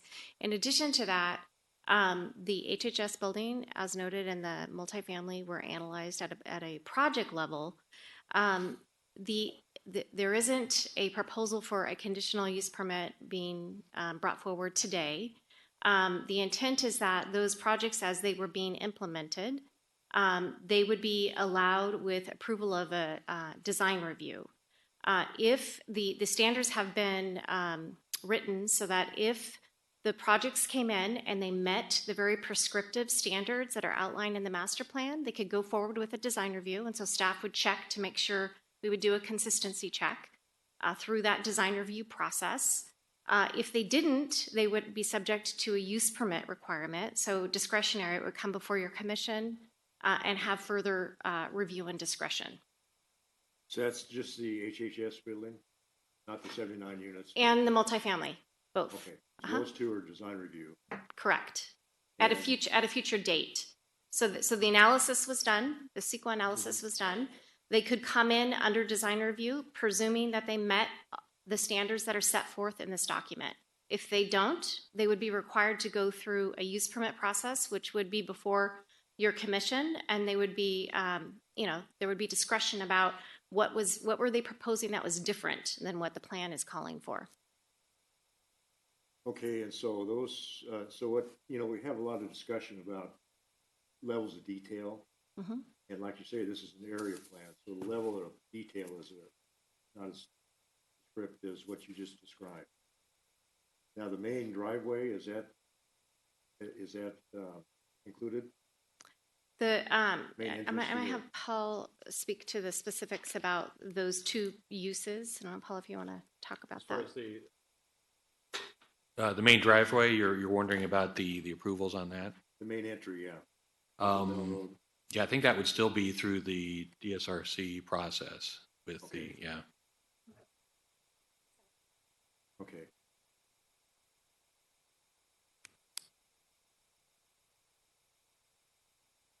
And again, we've got the four, particular roadways, drives. We've got landscape guidelines, architectural guidelines, for the various components associated with, say, the entrance, the main drive into the campus. And at least as far as the HHS building, or all the roads? They're all, everything on the campus that would be from a new, development perspective would go through that same process. Which would be design review? If within the land use table, if they meet the requirements for their particular use with the level of review that we've designated for that use, if they meet criteria, they would stay within the DSRC. If they did not, then they would be elevated to the use permit level, like Crystal was talking about. And right. So I'm a little bit confused now because it sounds like everything that's proposed here would be design review. The two pieces of the project that are before your commission today, the HHS building and the multifamily, would go through design review. I think it's important to note that in the development standards, it lists the use allowances, and some of those uses you'll find actually require a use permit. So it's those uses that are larger in scale, or that from a planning perspective, we felt they would need a further level of discretion. They would be elevated to a use permit requirement, and it would come before the commission. So it's not all uses that are allowed with the design review. Some of them actually require a use permit for future implementation. So for example, if somebody came in the town center, there may be some uses that they would propose that would require a use permit, and others that might just require design review. Okay. And I could pull that up and give you some examples if you give me just a minute here. You had it on the presentation earlier. Yeah, we can go back to that too. Okay, and there's other roads and buildings and really a lot of things in this that. Yeah, so this is the table 2.1 that shows the zoning across the top, the zone designation, uses, and then what level of review within that. So whether it's the administrative, minor, or conditional use permit. So that's what these tables represent is, okay, if you're coming in with a project, say multifamily dwellings, you've got certain criteria that you'd have to meet to get to that level of review. Okay, this clarifies that for me, except for Okay. maybe one further question. We talked a lot about the historic buildings that are going to be removed, and that would just happen, right?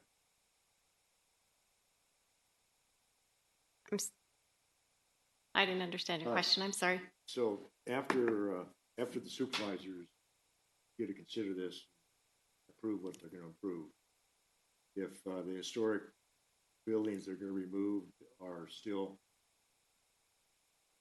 the same as they are today, then what will be the process there? Just go out and remove the buildings or what? It would, yeah, if the board approves the master plan, it would allow for demolition of those buildings.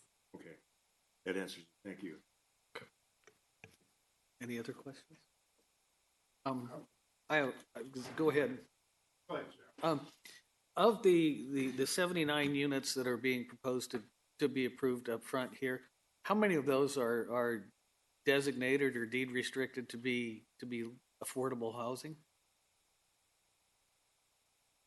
I'm going to let Shauna speak to the specifics. I think all of them, correct, Yeah. Shauna?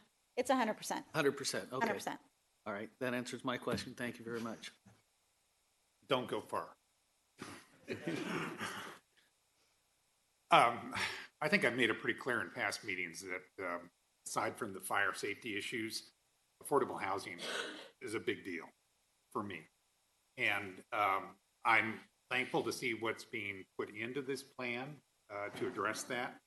I wish there was more, as was been stated by a couple of the speakers, that we could actually specifically say that there would be more than what we're initially planning, because I'm just afraid that if we don't designate them up front, there's a chance that those things could just sort of drift into something else. The only concern I have is if we start concentrating affordable housing in particular areas, then we have the risk of becoming projects.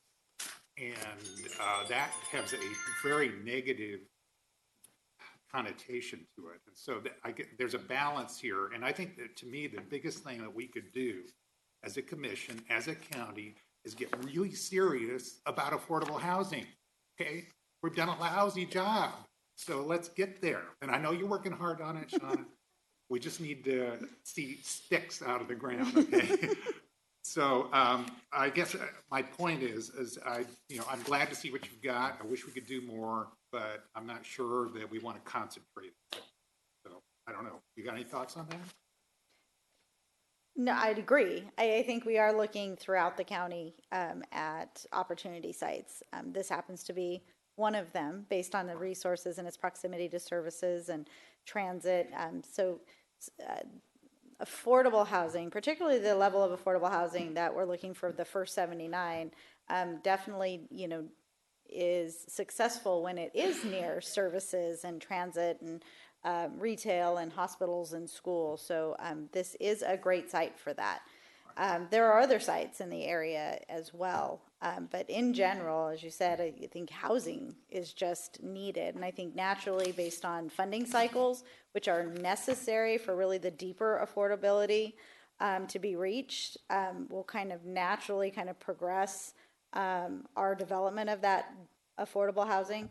The other housing, maybe affordable by design, as we like to call it. It's just smaller units, but maybe not deed restricted type housing. The market's going to drive that side of it. So I think, at this point, I'm not too concerned about an overconcentration right here. But and I think it is something we should be sensitive about because we want a really good mix of income and a really good mix of uses as part of this center. Otherwise, it does run a risk of not being successful. Thank you. A question again on the demolition of the building. Are you planning on going in and demolishing those buildings right away, or is there an opportunity for reuse of some of these?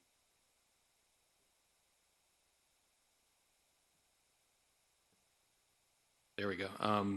The only one that we've identified right off of the gate, or right out of the gate, is the HHS project that currently, where the building has its potential footprint, that we've got 3 of the lower 100 ramp buildings in that location. So that would be the nearest and only one that we've been looking at this point. So, and let's see.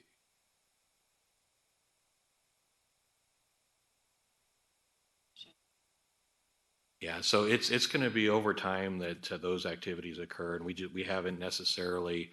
It's just going to be the potential projects that come online and how we move forward. So there's nothing other than HHS that really has that we've evaluated. That one's going to have, if that building happens, if that moves ahead, it would have those three buildings that are sitting right there. They're used currently. Yes, yeah. Another question, given the comments that have come in, any responses to comment for the final EIR? Add comment. We do.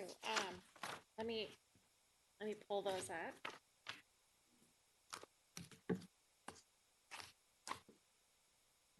So a lot of the comments were around the historical resources, and I know Catherine has spoke to that already. So I feel like we've kind of responded to those comments, unless you have any specific questions about the comments related to the historical.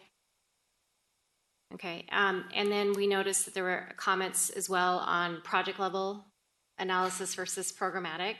And I think we spoke to that a little bit here in terms of the level of detail provided for the HHS and the residential multifamily site, unless there's any, so I feel like we've kind of answered that question too, or those comments, unless you have any specific questions in addition. And I know there was a couple of comments on the pool, filling in of the pool in the EIR. The pool, as it was filled before the EIR was scoped, and so that was seen as an existing condition. So that would be the response to that comment there.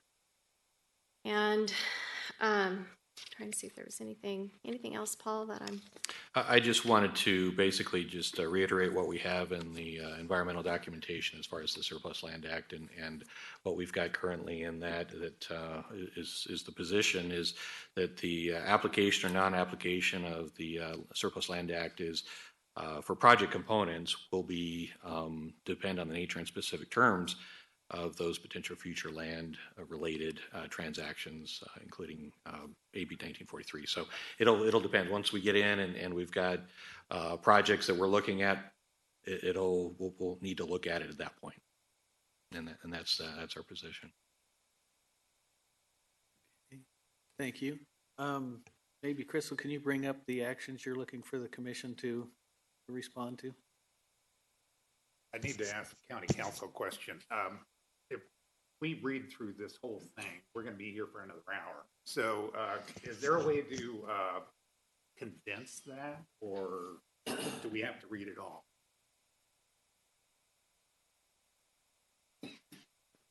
The most significance would be to do the CEQA determination prior to the other project approvals. So you can do the CEQA item first, which would be the first item, and then you can you can do a motion for the subsequent items altogether as noted in the staff report. And of course, all these are recommendations to the board. Correct. Do we have the equal item up? First one there. Okay, do we have a motion? I could take a stab at it. I'm sure Clayton will straighten me out if I'm not on it. Okay, where do I need to start here? The Development Review Committee recommends, you're recommending it, but I think I need to get to the certified part, right? And are we going to do that, just that paragraph, and then? What I might suggest is refer to page 18 in your staff report package. All right. And they're items by number. And so you would take one first, and then items 2 through 8 you could look together. That's a little more straightforward. Thank you. And just note recommending before each item.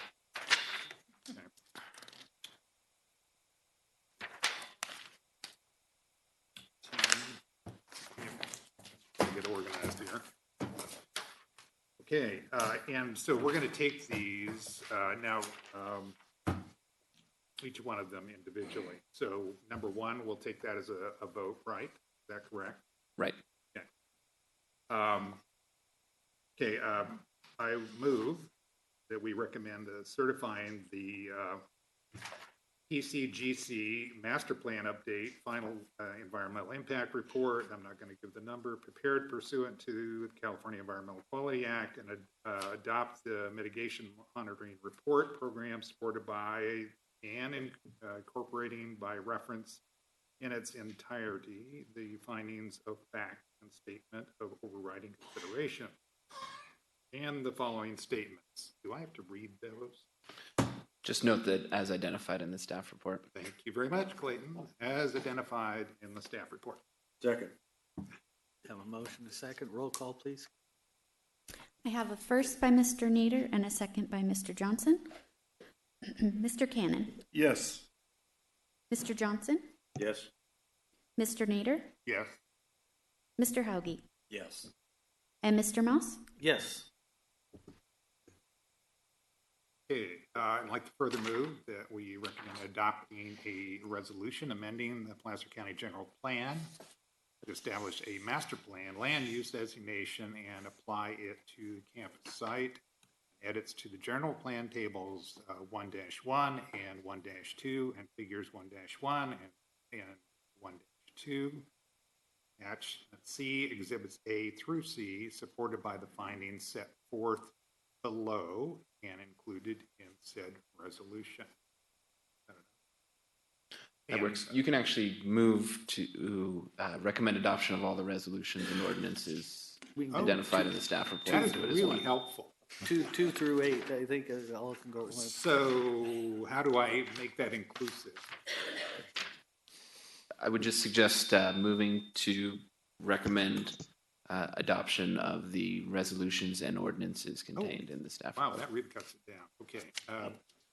Then I would like to move that we adopt all of the resolutions as a recommendation to the board. They are, wow, okay. That would be the rest of the resolutions through, looks like through 5.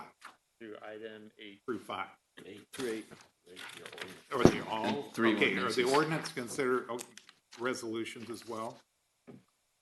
No, separate resolutions and ordinances. So, Okay. as long as you're noting that you're recommending adoption of both the resolutions and the ordinances, you should be fine. Oh, okay, all right.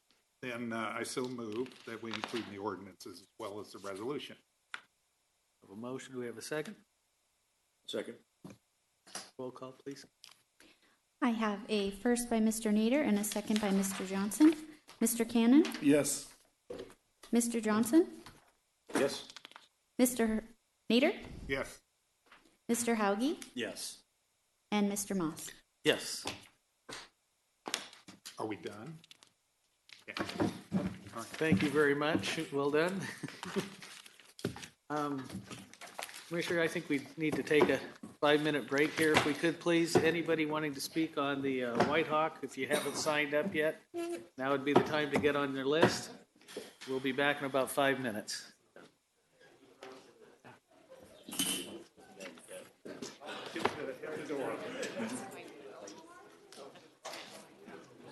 Yeah, that's a tough question.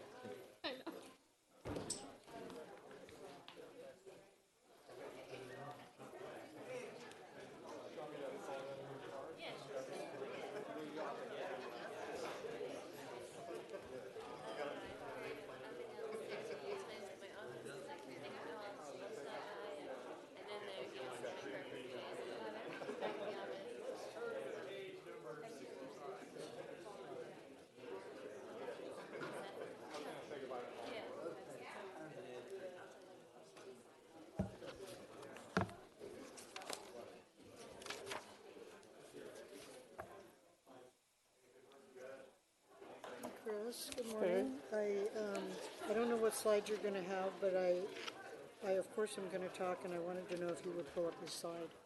Yeah, I've got it early on. Well, whatever the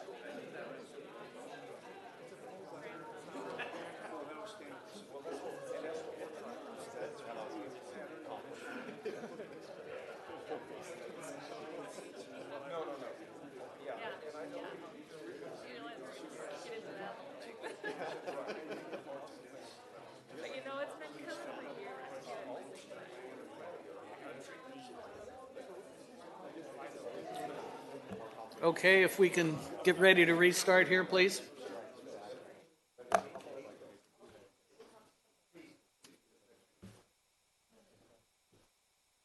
Well, now, you ready to hear our 1045 item, the White Hawk 2 General Plan Amendment, Rezone and Vesting Tentative Subdivision Map? Chris?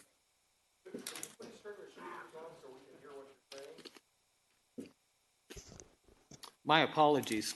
I'll get a little closer here. We're going to start our 1045 item, the White Hawk 2 General Plan Amendment, Rezone and Vesting Tentative Map, Conditional Use Permit, and Variance.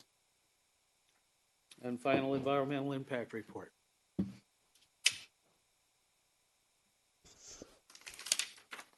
Good morning, Mr. Chair and Commissioners. Christopher Schmidt with the Planning Services Division, presenting to you the White Hawk 2 project in Granite Bay.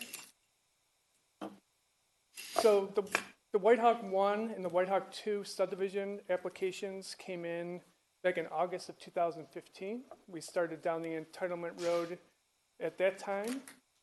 Both of the project sites are located on the south side of Douglas Boulevard.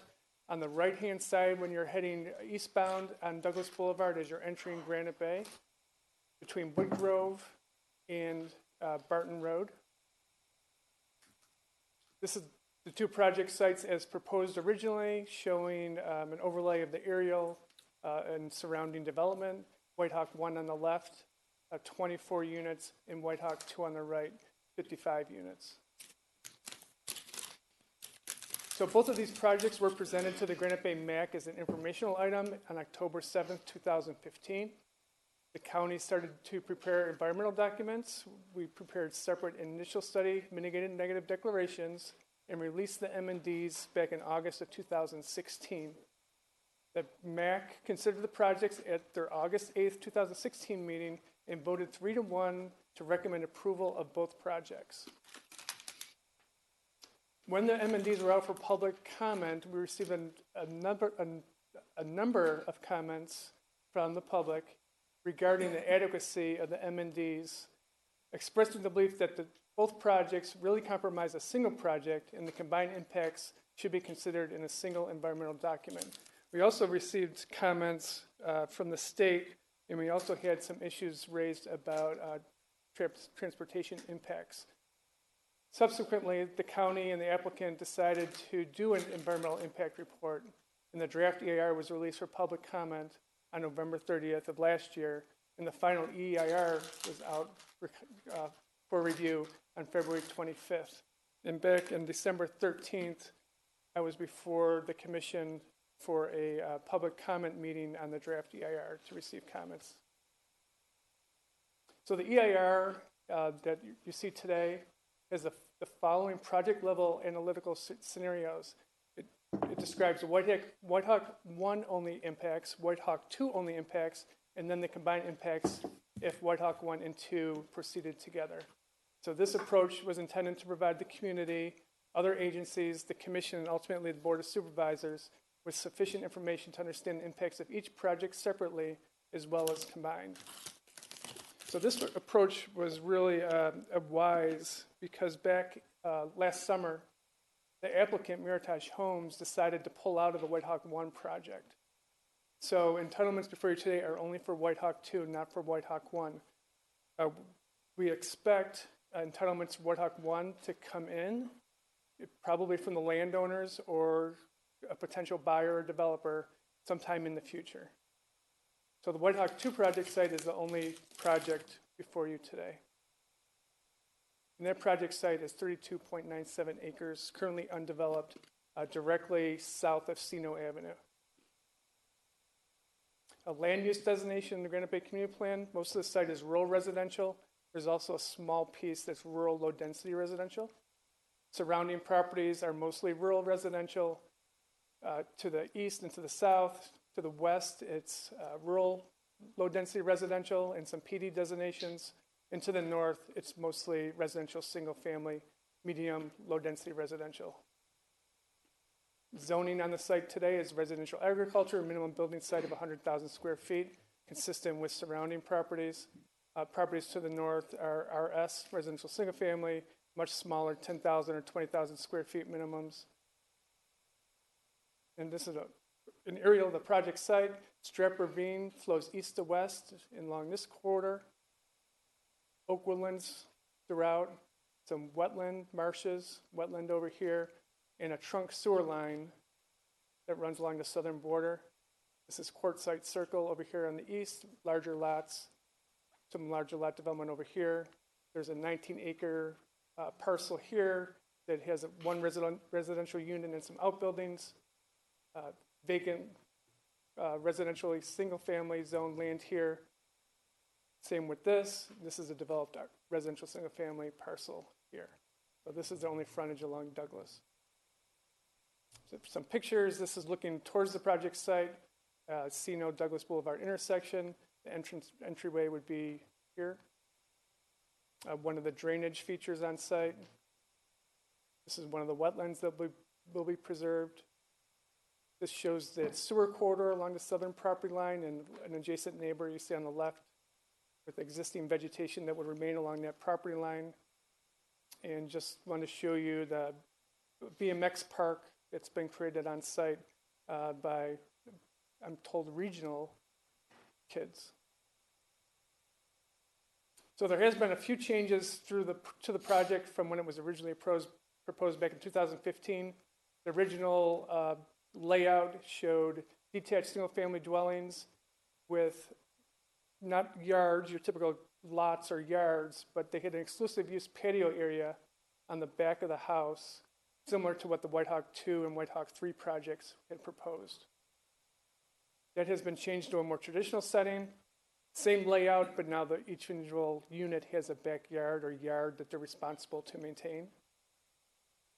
And there were some changes on the southern property line to provide additional buffering to neighboring residences. You can see units 24 and 31 were oriented towards this neighbor to the south. Here, these lots here. And it's currently proposed those units have been shifted to provide more privacy, not only for the potential new residents, but also the existing residents.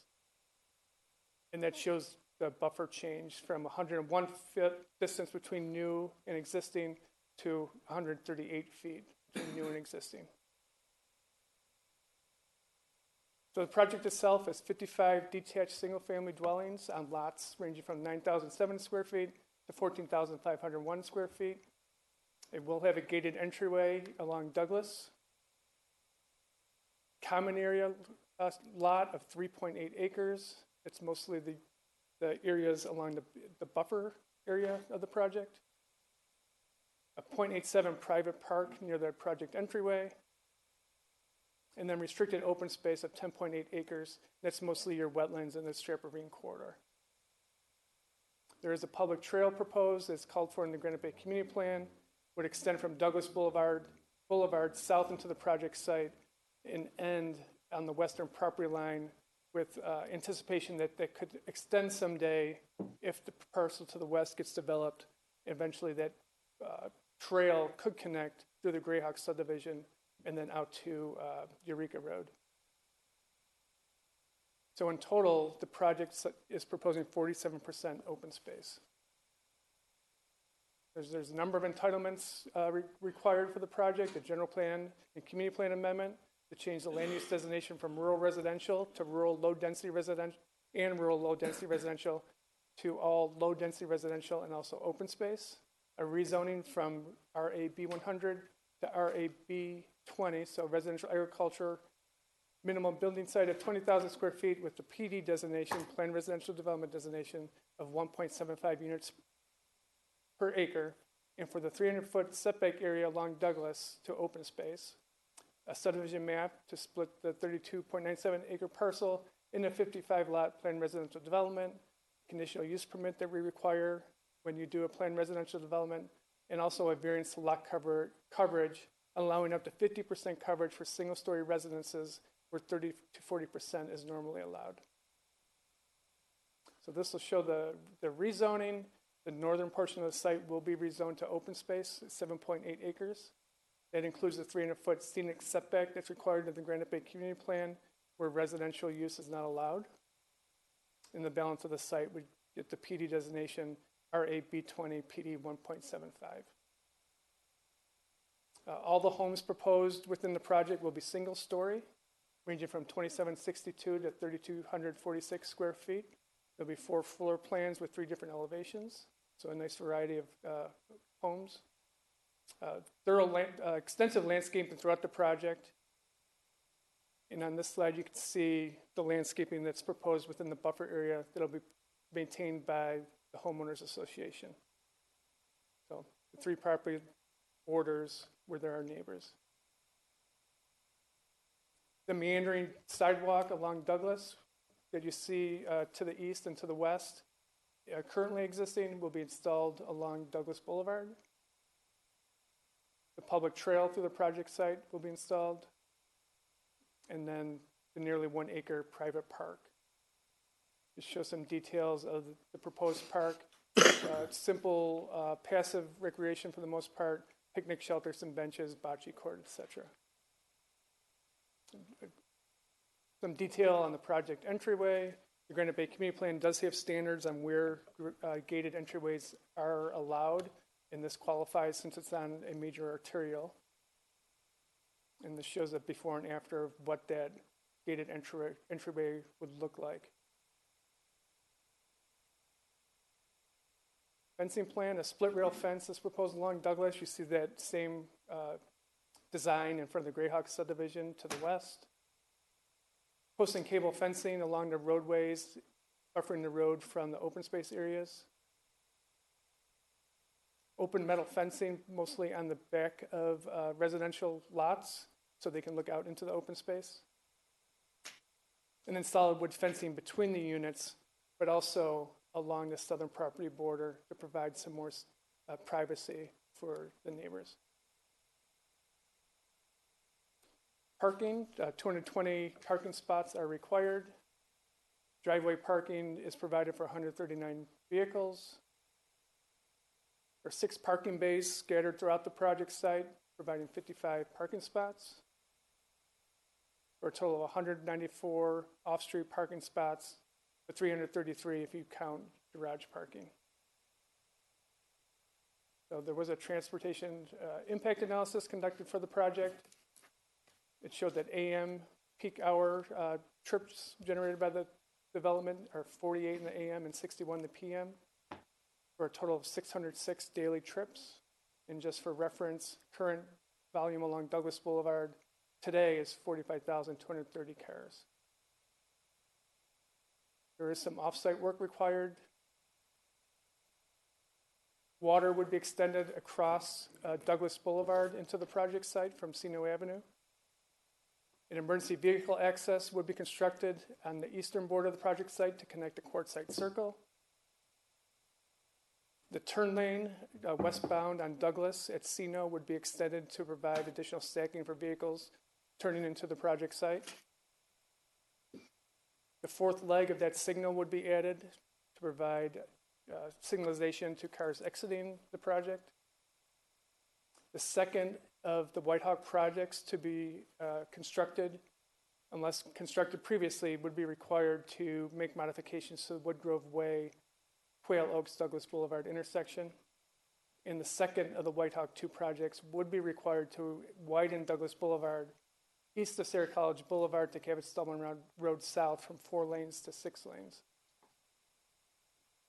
This just shows some detail. The EVA proposed a Quartzsite Circle. It would use a grasscrete type surface with gates both at the project border and 30 feet off at Quartzsite Circle, and some signage trying to limit pedestrians from using this to access between the 2 projects. This shows that intersection change. The Chabad project here that the board approved on Tuesday also has this intersection improvement. So it's a race to see who can do this first. This would limit cars coming out of Woodgrove from making a left westbound onto Douglas. They'd have to make a right to Sino and make a U-turn. And then cars southbound from Quail Oaks making a left onto Douglas, they'd have to go down to Sierra College Boulevard and make a U-turn.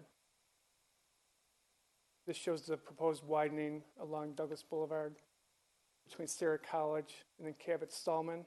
There'll be 3 lanes here, and then this northernmost eastbound lane would taper off, and then you return to 2 lanes in this area. There's 20.6 acres of woodland that will be lost that the applicant will have to mitigate for, and 1.1 acres of grassland disturbance. In addition, the applicant will have to mitigate for significant trees. There's 12 significant trees. You see them in the bright yellow with 777-inch diameter breast height. We require mitigation for those as well. Wetland impacts of 2.49 acres of wetlands. The project is disturbing or would be filling 0.91 acres. And those are mostly the swales you see in here. The main wetlands in these areas are preserved along with the Strap Ravine corridor. The project, since it is requesting a general plan amendment that increases residential density, it will be required to provide 10% affordable housing in compliance with Housing Element Policy B14. That can include, we provide payment of an in lieu fee, build 10% of the units as affordable on-site or deed restrict and or build off-site, or a comparable affordable housing measure acceptable to the county. The EIR that you have been considering over the past couple months did look at alternatives to the proposed project. There was a no project, no build alternative, an existing zoning alternative, which would include 8 lots on the project site, and a reduced density alternative of 38 lots.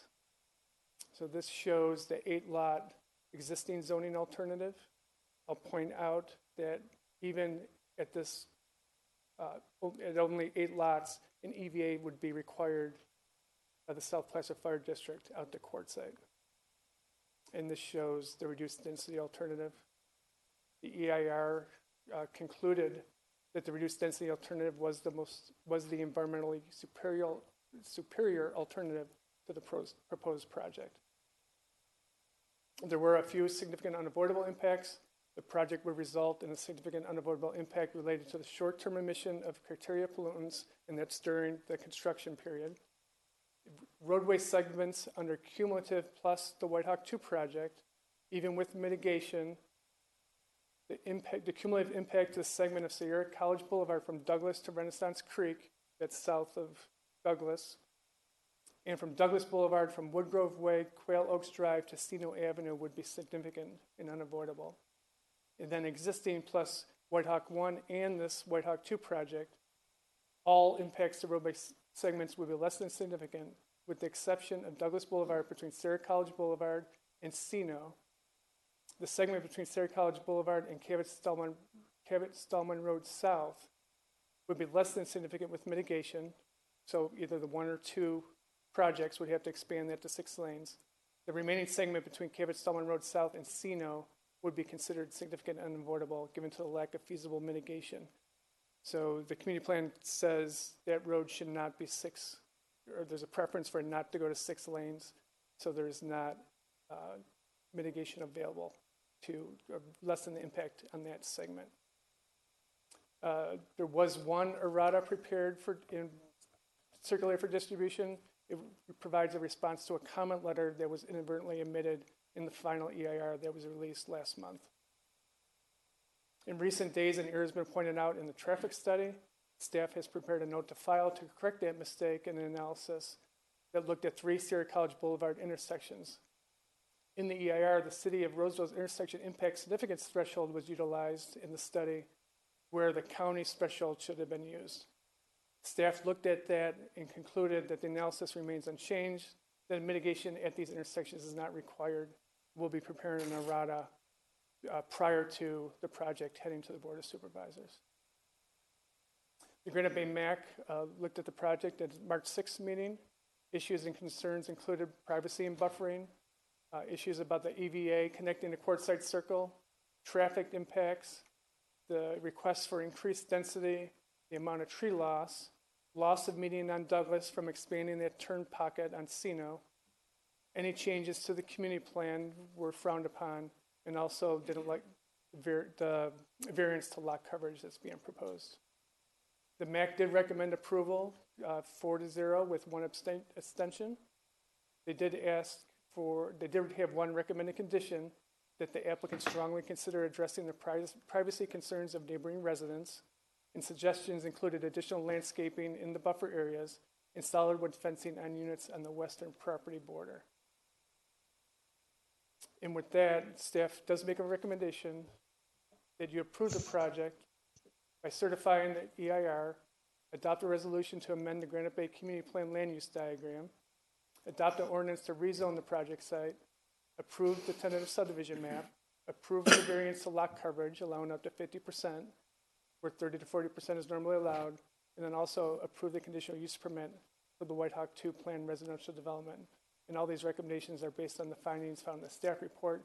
And before you move to any motions, we do have some minor changes to some conditions that we could go through at that time. And I'd be happy to answer any questions. I will note that the applicant team is here and many of the consultants and also county staff, if you have any specific questions from other departments. Christopher, I wanted to ask about the EVA. As far as the county is concerned, has the development met the requirement for having an EVA? There's been an offer of dedication recorded on that parcel along Quartzsite. We would exercise that if and when the project's approved. County staff, Quartzsite residents have raised objections of whether they don't like the connection. They also say it's not allowed under the CCNRs. County council and county surveyor have looked at that. The applicant's lawyers have looked at that, and no red flags have been raised. They don't see it as an issue. It's allowable. So that EVA offer has been recorded.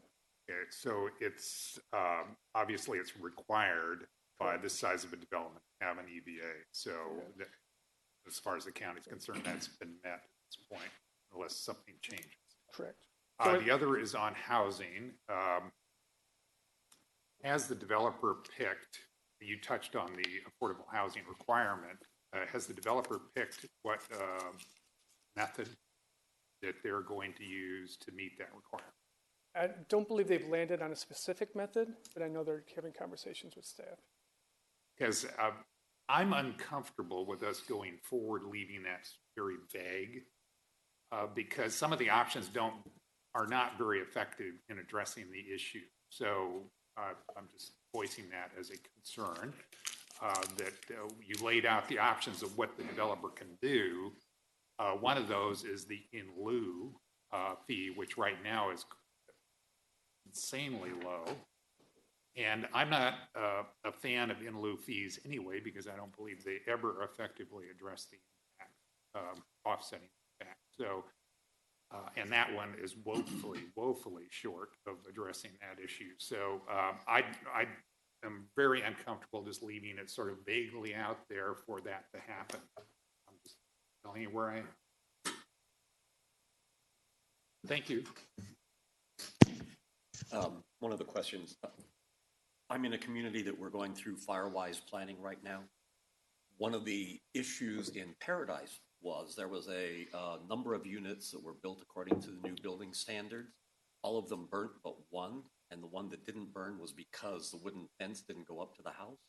So I have some concerns. This could be a fire-prone area, that you have wooden fencing that goes right up to a house, which, as somebody said, is like kindling to start the house on fire.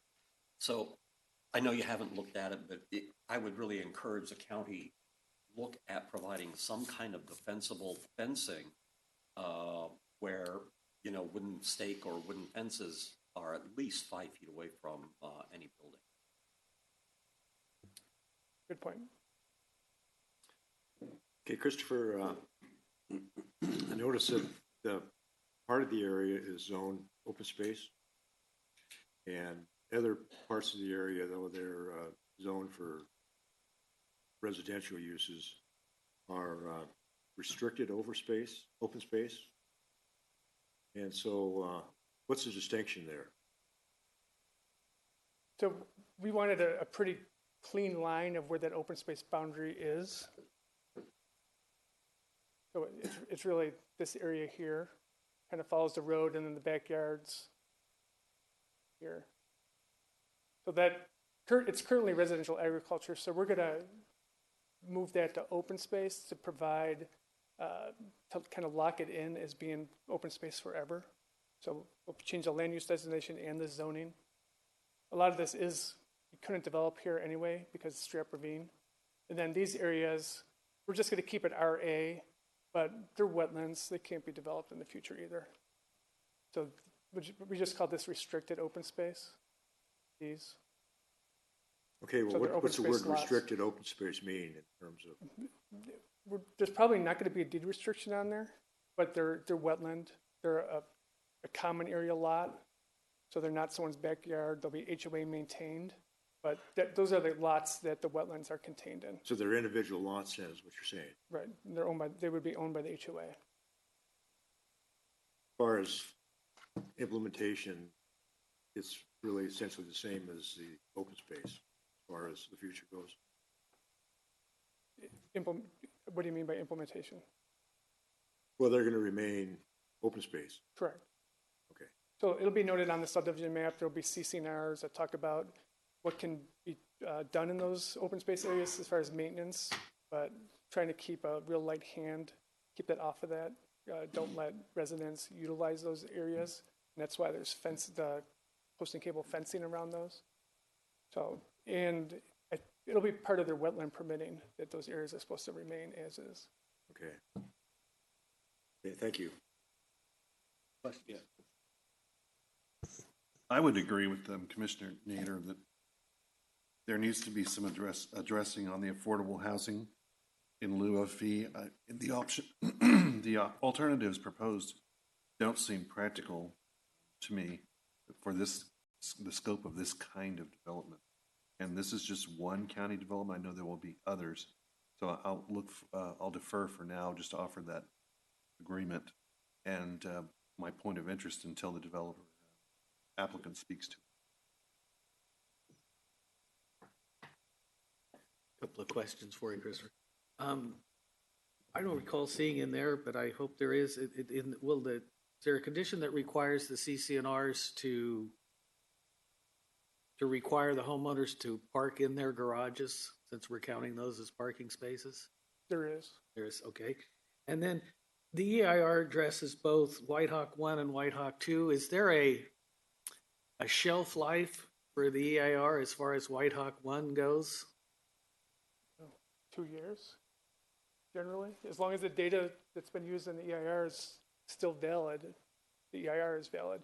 If it's sometime 4 or 5 years from now, we'd have to look at it to see what would need to be updated. We'd have to recirculate and then recertify. Okay, thank you. And then you said you had some condition changes you were going to discuss at some point. Was one of those the easement on the south side of the property? That wasn't one of them, but we can talk about it. If we could schedule some or have some time to talk about that, maybe not now. We'll let the developer have his say, and then maybe we can talk about that if we could, please. That's it. My questions. A question, Granite Bay Community Plan. It seems like the Planning Commission is getting a number of projects either previously or coming up to us where the plan is being modified and changed. And I really didn't see a comprehensive look at how the plan is changing. This is one of them. Across the street, you're rezoning some land to business. You're changing the setbacks, recommended setbacks on the other side of Douglas Boulevard. What other changes are being proposed for the Granite Bay Community Plan? It just, are there more besides those that I'm aware of? Because eventually, cumulatively, it really begins to shift the plan. Yeah. So there's a few known projects that have either been proposed or actively in the pipeline that have land use changes or rezonings or both. So those are in the works. The cumulative traffic study is currently underway in Granite Bay, which has been an ongoing effort, but it's still about 2 years out from completion. When we updated the Granite Bay Community Plan a few years ago, we didn't look at land use changes. That was the community's preference. When it was adopted, there's one of the supervisors had a warning that we know there's projects coming that wanted land use changes, so we would look at those individually. So here we are today with individual projects asking for changes to the community plan.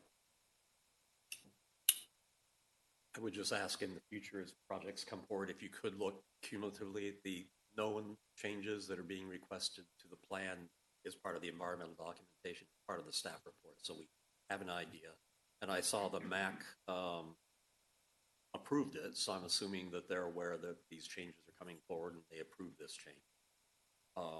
And then one last question, what is being done about the privacy issue that was brought up as the applicant made a recommendation on what will be done? So we do have a condition modification where the applicant has proposed changing this open metal fencing to solid wood along this property line, and maybe looking at adding additional landscaping here. But this area along the southern property border is constrained by that sewer easement. And that is going to be a discussion point in a few minutes. Talk about that So easement. this is solid fencing here, and anticipate backyard landscaping plus additional plantings the HO or the developer would install in some of these areas. So, and the existing homes are pretty far set back from this property line. So staff believes there is adequate buffering between the two.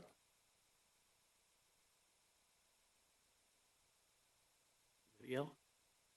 Thank you. Would the applicant like to come up? Mr. Chairman, members of the commission, Dave Cook, Cook Development Consulting here on behalf of Meritage Homes. If I can, what I'd prefer to do is let the public comments and questions be raised, and then I can respond both to issues raised by the commission as well as perhaps address some of those from community members who have shown up today. I think that would be a good use of time. All right, thank you. Thank you. Okay, so for public comment, we had the sign-up sheet. See, EJ, how many? So there's 10 or so. Starts out with Robert Hain, Veronica Blake, and Ward Howes. Okay. Robert? Yep, I'm here, but I'm actually here for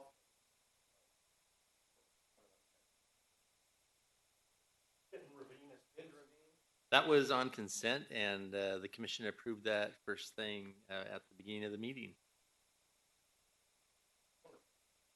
Okay, thank you. Veronica. Veronica Blake, Placer Community Foundation. Just to start to say, we're pleased to see that the plan acknowledges the affordable housing requirement and that the applicant actually rounded up to 6 units. When each project takes responsibility for its fair share, it'll help increase the number of affordable units to our workforce without concentrating all of the units in one area of the county. The Board of Supervisors has not adopted the Affordability Nexus study, nor has it established a fee in lieu program. We also know that fees don't build houses, developers do. And given the housing crisis that we're experiencing right now, our hope is to see that these units could get constructed and deed restricted. Thank you.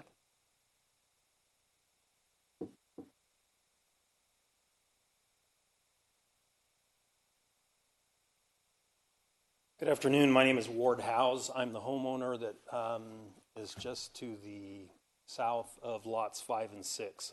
So we butt up to those houses.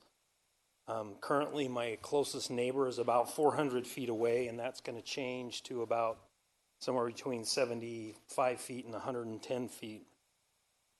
We've heard talk about that they're going to vegetate that area, but as you can see from the cross-section he's showing there, there's not a whole lot of vegetation that's going to be separating us on their side of the property. The tall trees that are shown there are on my property, but they do not extend all the way to obscure the view from the new homes.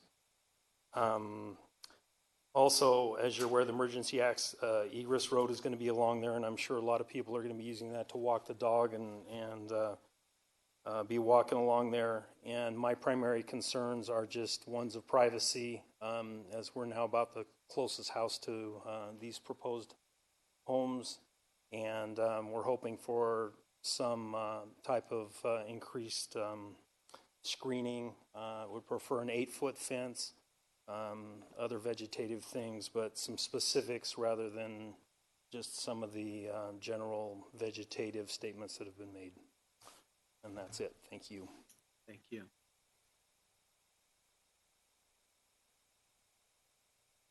So next up, Bob Murray, Rob Hoffman, Bill Peterson.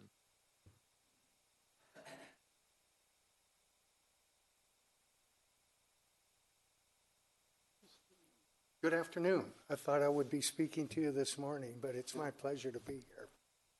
My name is Bob Murray. I'm a 20-year resident of Granite Bay. I have the good fortune to live within less than a quarter of a mile of this project, and thank goodness we've got one. A little bit about my background. I've worked for and in local government for 40 years. During that period of time, I was a city manager. And I've read EIRs and planned community development projects until I'm blue in the face. But that's kind of disappeared with age. In any event, I support the project. I think it provides alternative housing that is lacking in Granite Bay. I think there are a number of residents in the area that would like to move to this kind of housing type in this project. I count myself as one of those. I know the Granite Bay Community Plan is sacrosanct to some people, but I think if you look at the original intent of some of the project, this area was identified as one where there were opportunities, and I think that meets these terms. So I've gone through the report. I've reviewed the EIR. I've forced myself to do those things again, although kind of swore it off. And after having done that, read the staff report, I continue to support its recommendations and would look forward to your recommending that a project go forward. Thanks. Thank you.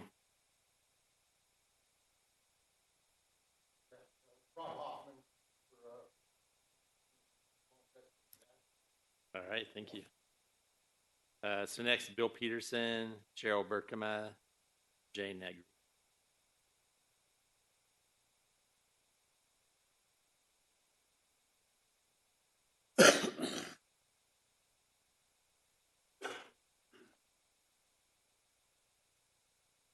Hi, my name is Bill Peterson, and I've lived in off of Quartzsite Circle since about '91. And we have a homeowners association that's been approved by the county, and the wingers that gave access for this emergency vehicle, he was the head chief when I moved in there, and any little thing that I did that wasn't approved by him, it was always added.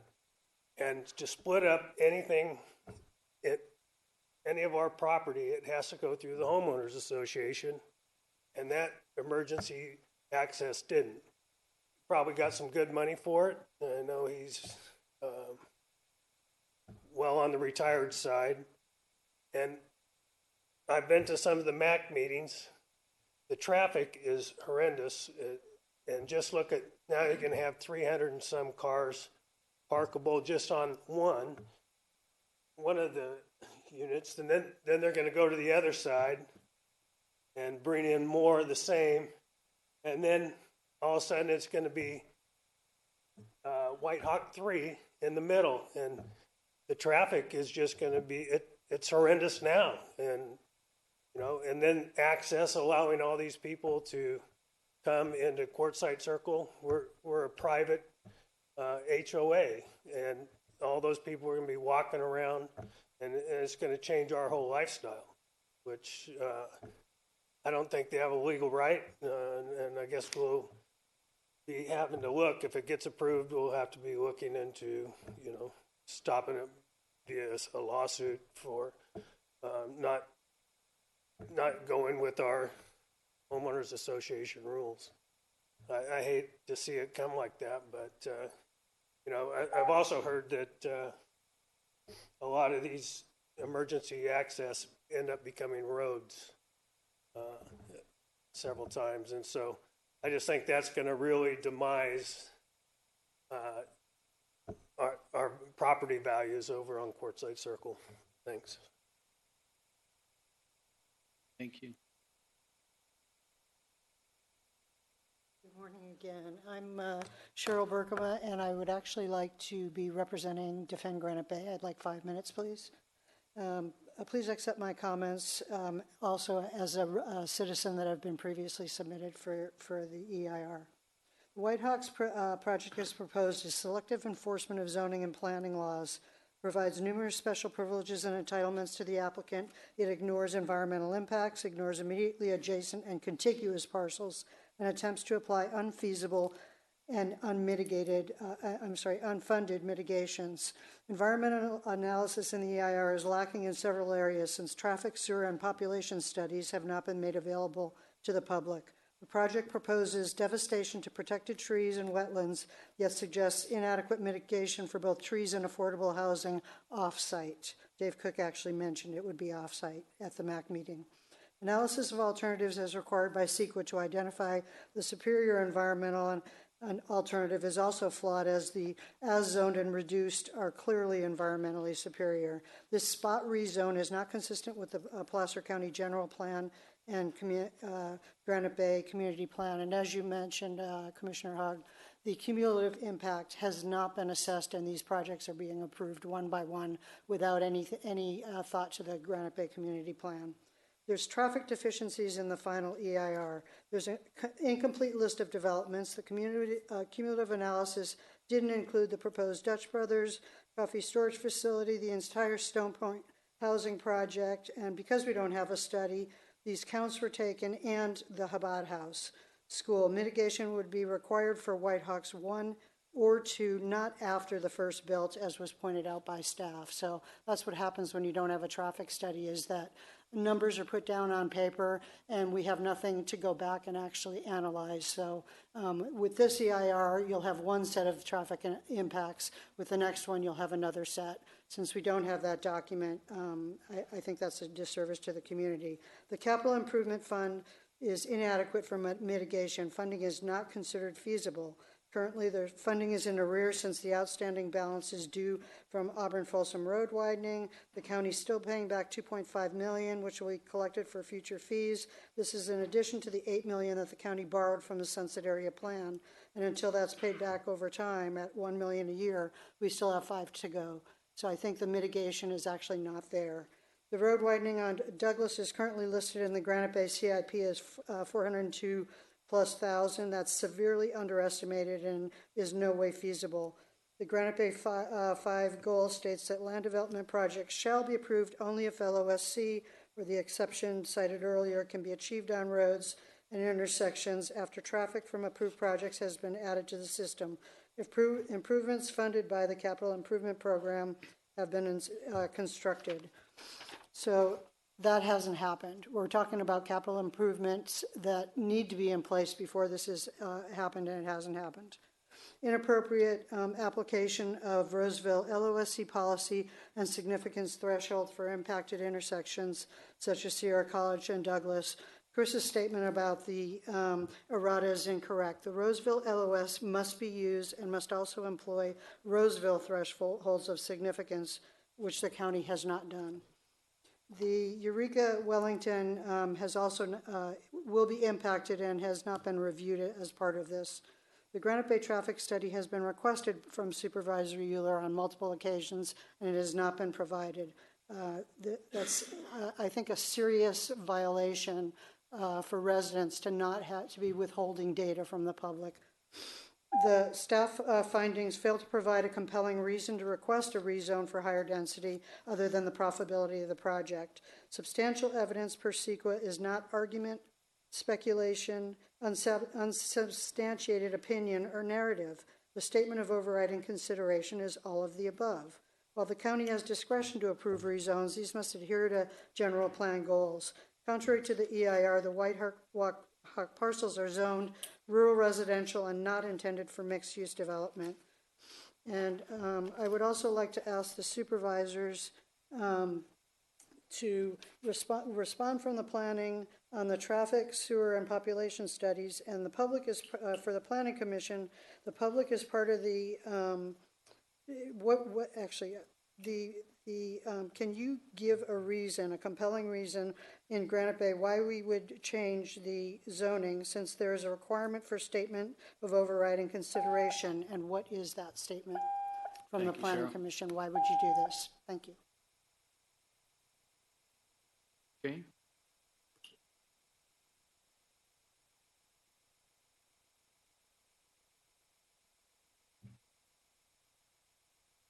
My name's Jane Negri. I left my speech at home, but I'm going to kind of put it together for you. Once again, I'm here to defend our Granite Bay Community Plan.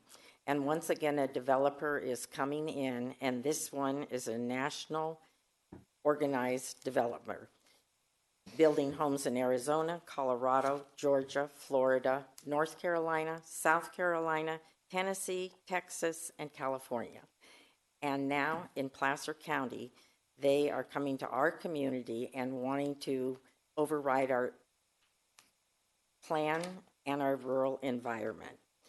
We see that they are asking for 5, what do you call these things now? I forgot. Entitlements. And that waves a big red flag in front of us.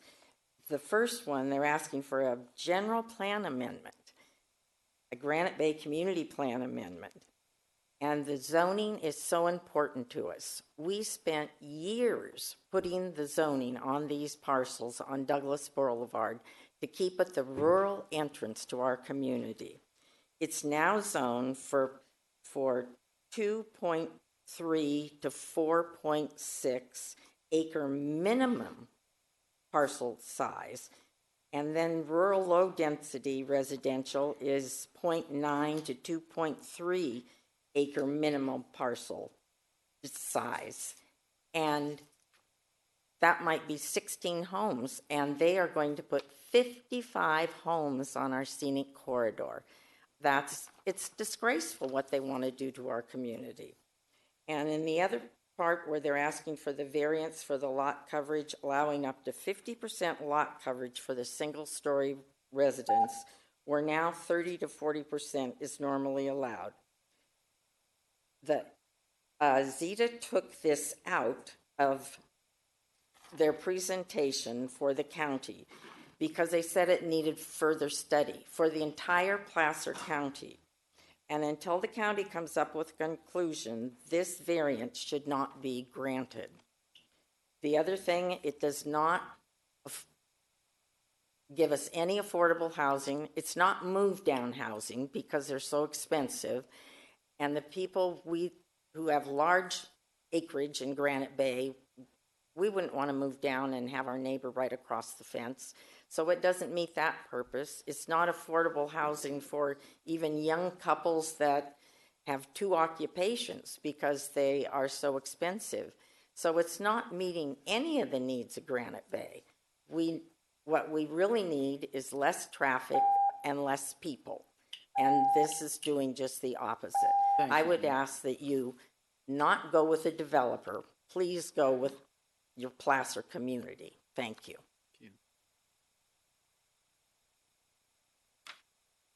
So next on the list is Sandy Harris, John Milburn. I saw Leslie Warren wave her hand, but I'm not sure if that was for the next item or for this item. So Leslie Warren would be the last commenter until you open up more. Ready? My name's Sandy Harris. I live in Granite Bay. I can say a few nice things about the project. I think it's really great. They're going to dedicate that 300-foot setback to open space. We worked very hard since 1989 to keep that setback on Douglas. And I like that they're single-story homes. That's a plus. I don't like the lot coverage, 50%, and I don't like the loss of median. There are several projects coming in on Douglas, and one by one, they're chipping away our landscape median that we had to have all kinds of pushback to get that done. County is, no, that's the wrong one. Considering that the proposed project would include an affordable housing component executed by an affordable housing plan approved by the county, the proposed project would benefit the community and help meet the 45.2% low and very low income housing needs. But I don't think that's going to happen on this project. County is pushing to develop affordable housing through secondary dwellings, tiny houses, and tiny houses on wheels. What is the impact to other Granite Bay residents if these projects are allowed to pay in lieu fees and avoid providing the 10% affordable housing? That means that people that live in communities like mine with larger lot sizes and no CC&Rs prevent it, we're going to be mandated by the county to allow these type of dwellings in our neighborhoods, and they're going to have a gated neighborhood, and they're going to have CC&Rs to prevent that. I'm concerned about the public trail because it comes in and it goes right by that private park. And I can see in the future the homeowners in there are going to lock that gate, and they're not going to allow the public to come in there because they're going to want to stop at that park and have a picnic or whatever. I would like to address Commissioner Hogg's statement about the zoning. Every project proposed on these larger lots seeks to change to higher density. Eventually, this large lot zoning will disappear, and that diversity of lifestyle will be lost. That is why the adopted Granite Bay Community Plan took care to provide and preserve many types of styles, and why Granite Bay is such a sought-after place to live. Alternative C would be a good alternative. It would allow 38 units, which is 17 fewer, and it notes that the amount of designated open space within the project sites would be increased as compared to the amount of open space included in the proposed projects. Also, the reduced density alternative, aquatic resources within the project sites would be avoided to the maximum extent practicable. This alternative meets 11 of the 14 projected goals. Thank you. Thank you, Sandy.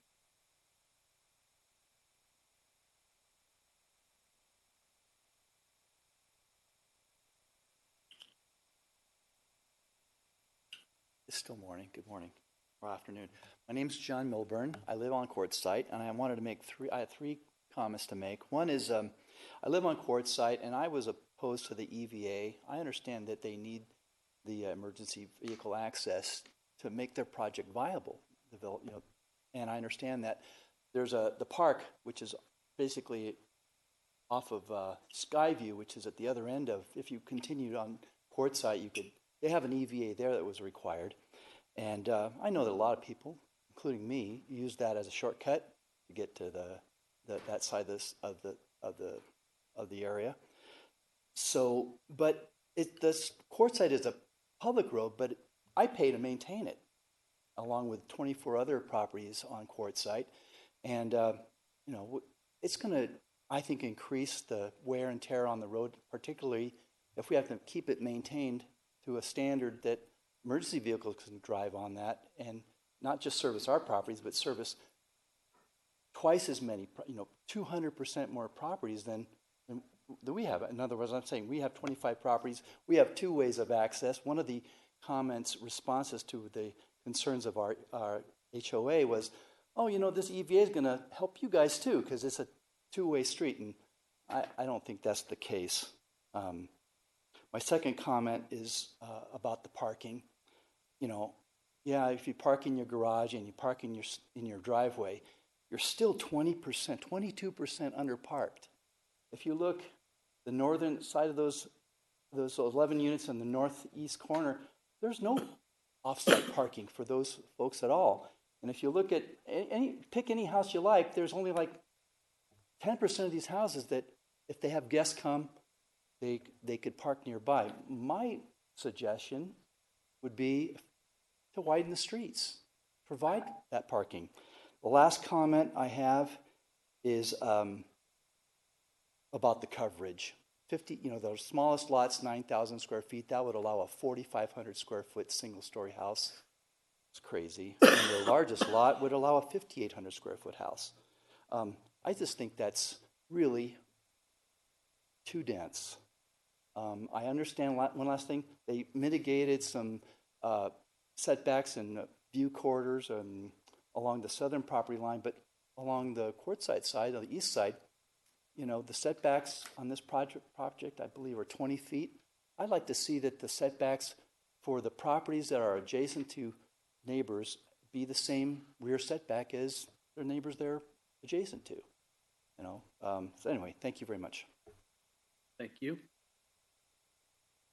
Leslie? Your turn.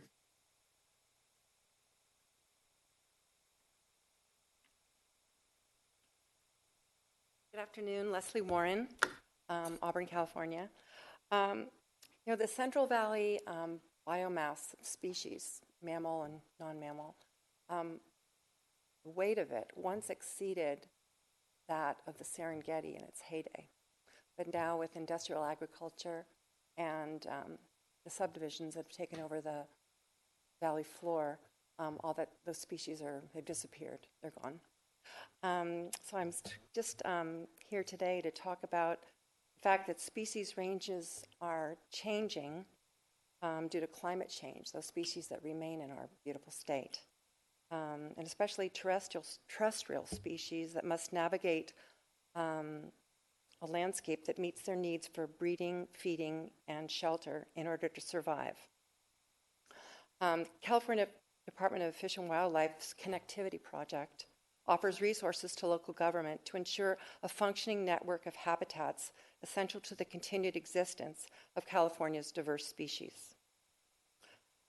This project site plan fails to connect wetlands and open space within the project and beyond project boundaries to create the connectivity to the wildlife corridors that, if you look at the Fish and Wildlife Connectivity Database, are still thriving in our Placer County and up into the Sierras.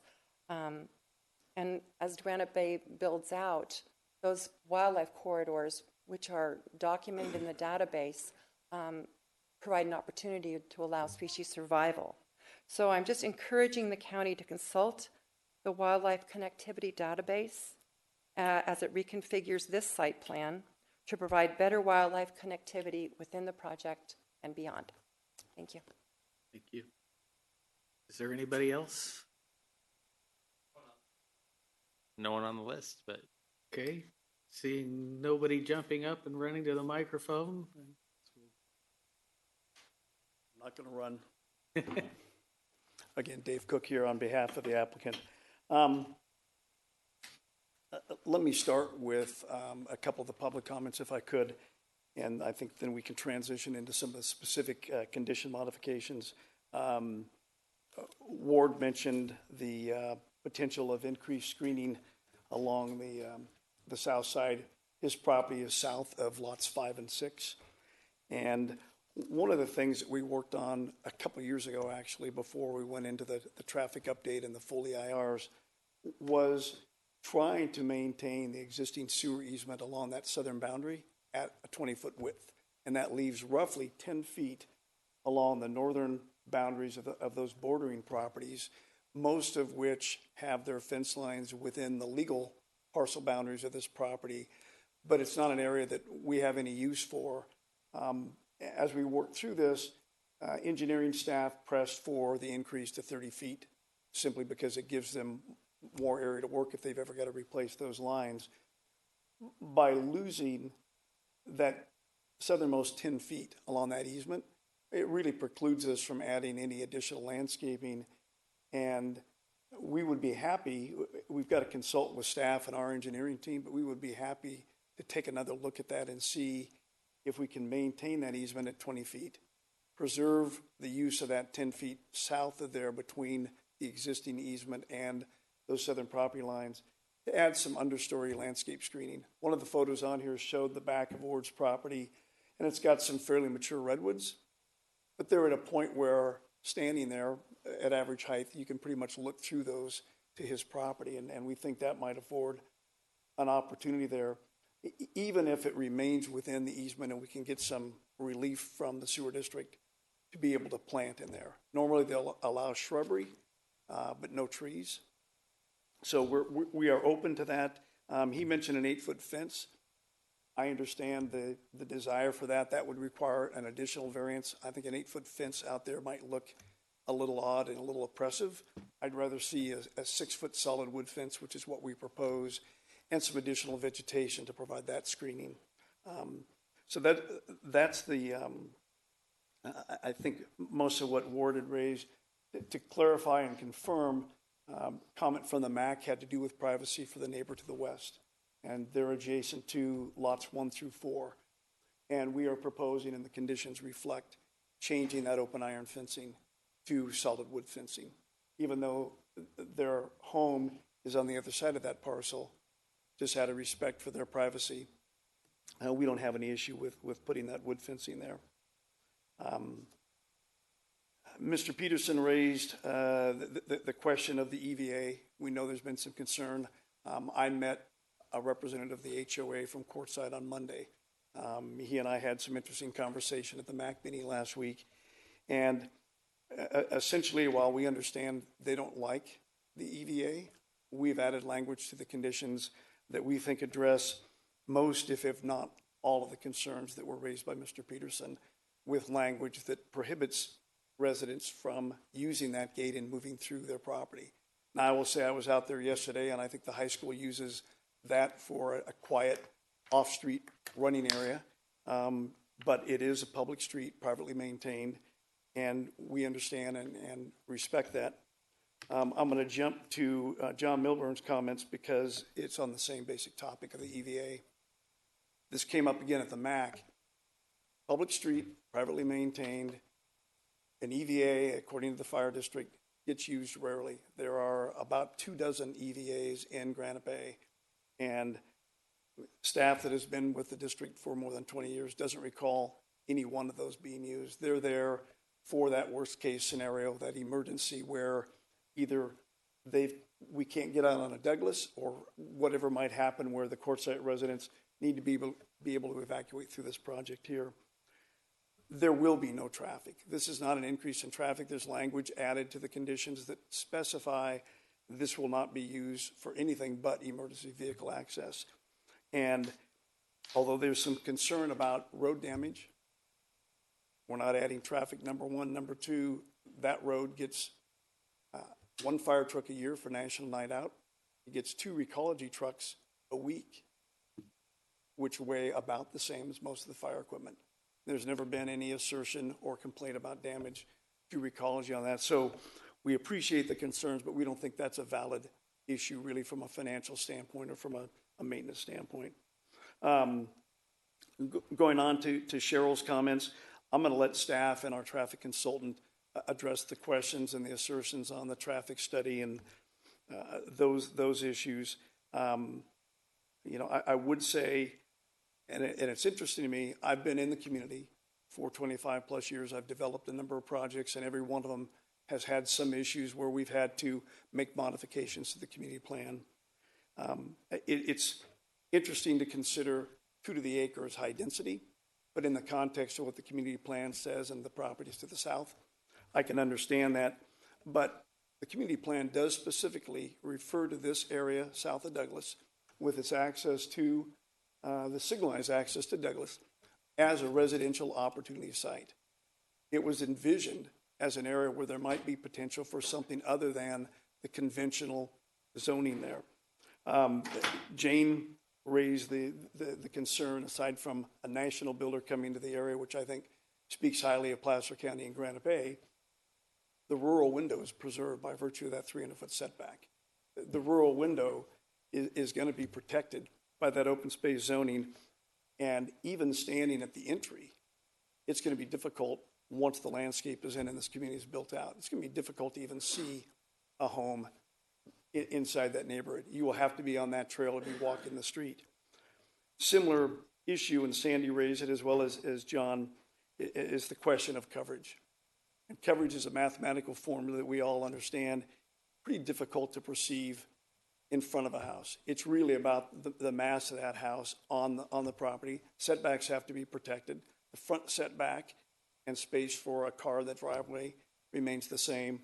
This is really in order to maintain 47% open space and single-story homes. So there's no 2-story product in here that's proposed. And to do that with these lot sizes, we need that higher percentage of coverage. It impacts the prospective buyer because it shrinks their backyard.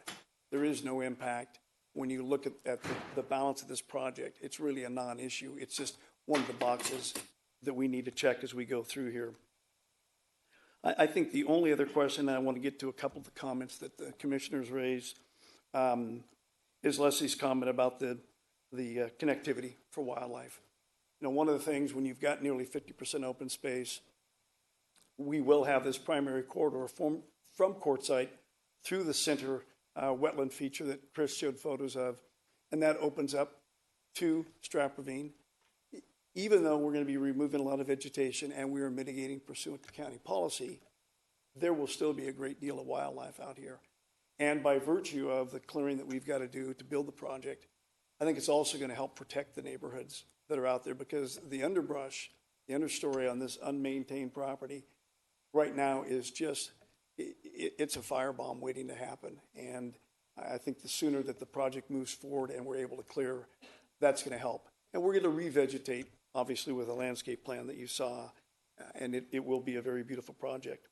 So that goes to your comment about the firewise and the concerns. We will look at where wood fences connect with the homes to make certain that that's considered. Maybe it transitions there to wrought iron, because on a side yard condition, you don't really concern yourself that much with privacy there. I think that was the primary concern with regard to the to your comments, the firewise. I'll touch on the affordable housing, but I'd like to get to traffic and not get deep into the affordable housing discussion. We understand the issues. I've been attending the workshops that Shauna and Steve have been putting together.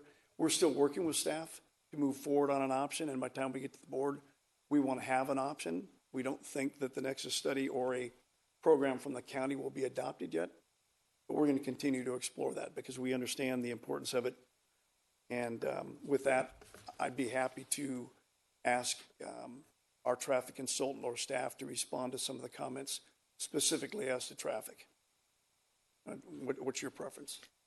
We could do that maybe before you sit down. Is there questions on what's been discussed so far? Did you say you were going to talk about housing later? That'd be my preference, but we're not prepared to get into an in-depth discussion because we're still working with staff trying to figure out what's the best way to address it on the project. One of the things I've seen in the past is on corner lots, making them duplexes, which would sell for less. Right. Yet they would still look like a single-family home. And I was wondering if that had been considered. I realize that takes, county code changes to possibly allow that to happen, but it would be a way to actually bring somewhat more affordable housing into this subdivision. That issue had been raised, and it's something that had been considered. Right now, that's not something that's on the table just because of the extent of planning or replanning and analysis that might need to be done.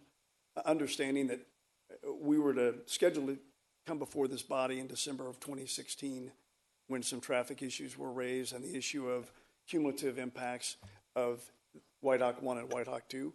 So there's a time sensitivity. We're looking to find the right solution, but not go back and have to redesign, re-engineer the project, if you will. Okay. I'd like to, on the EVA. Yes. Will that be locked? Yes.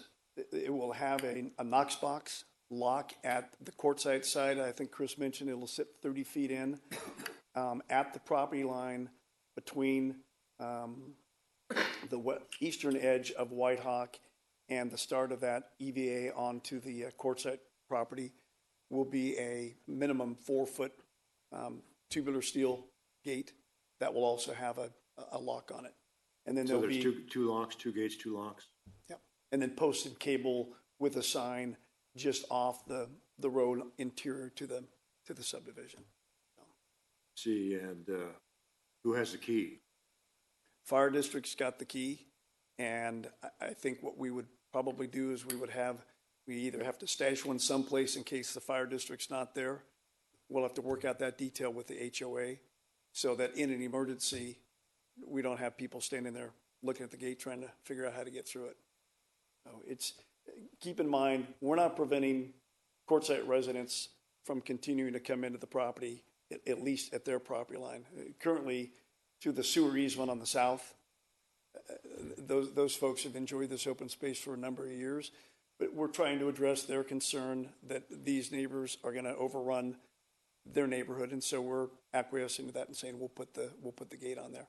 We'd like to think you wouldn't need locks; you'd have a sign and close the gate, but no, we've taken it one step further.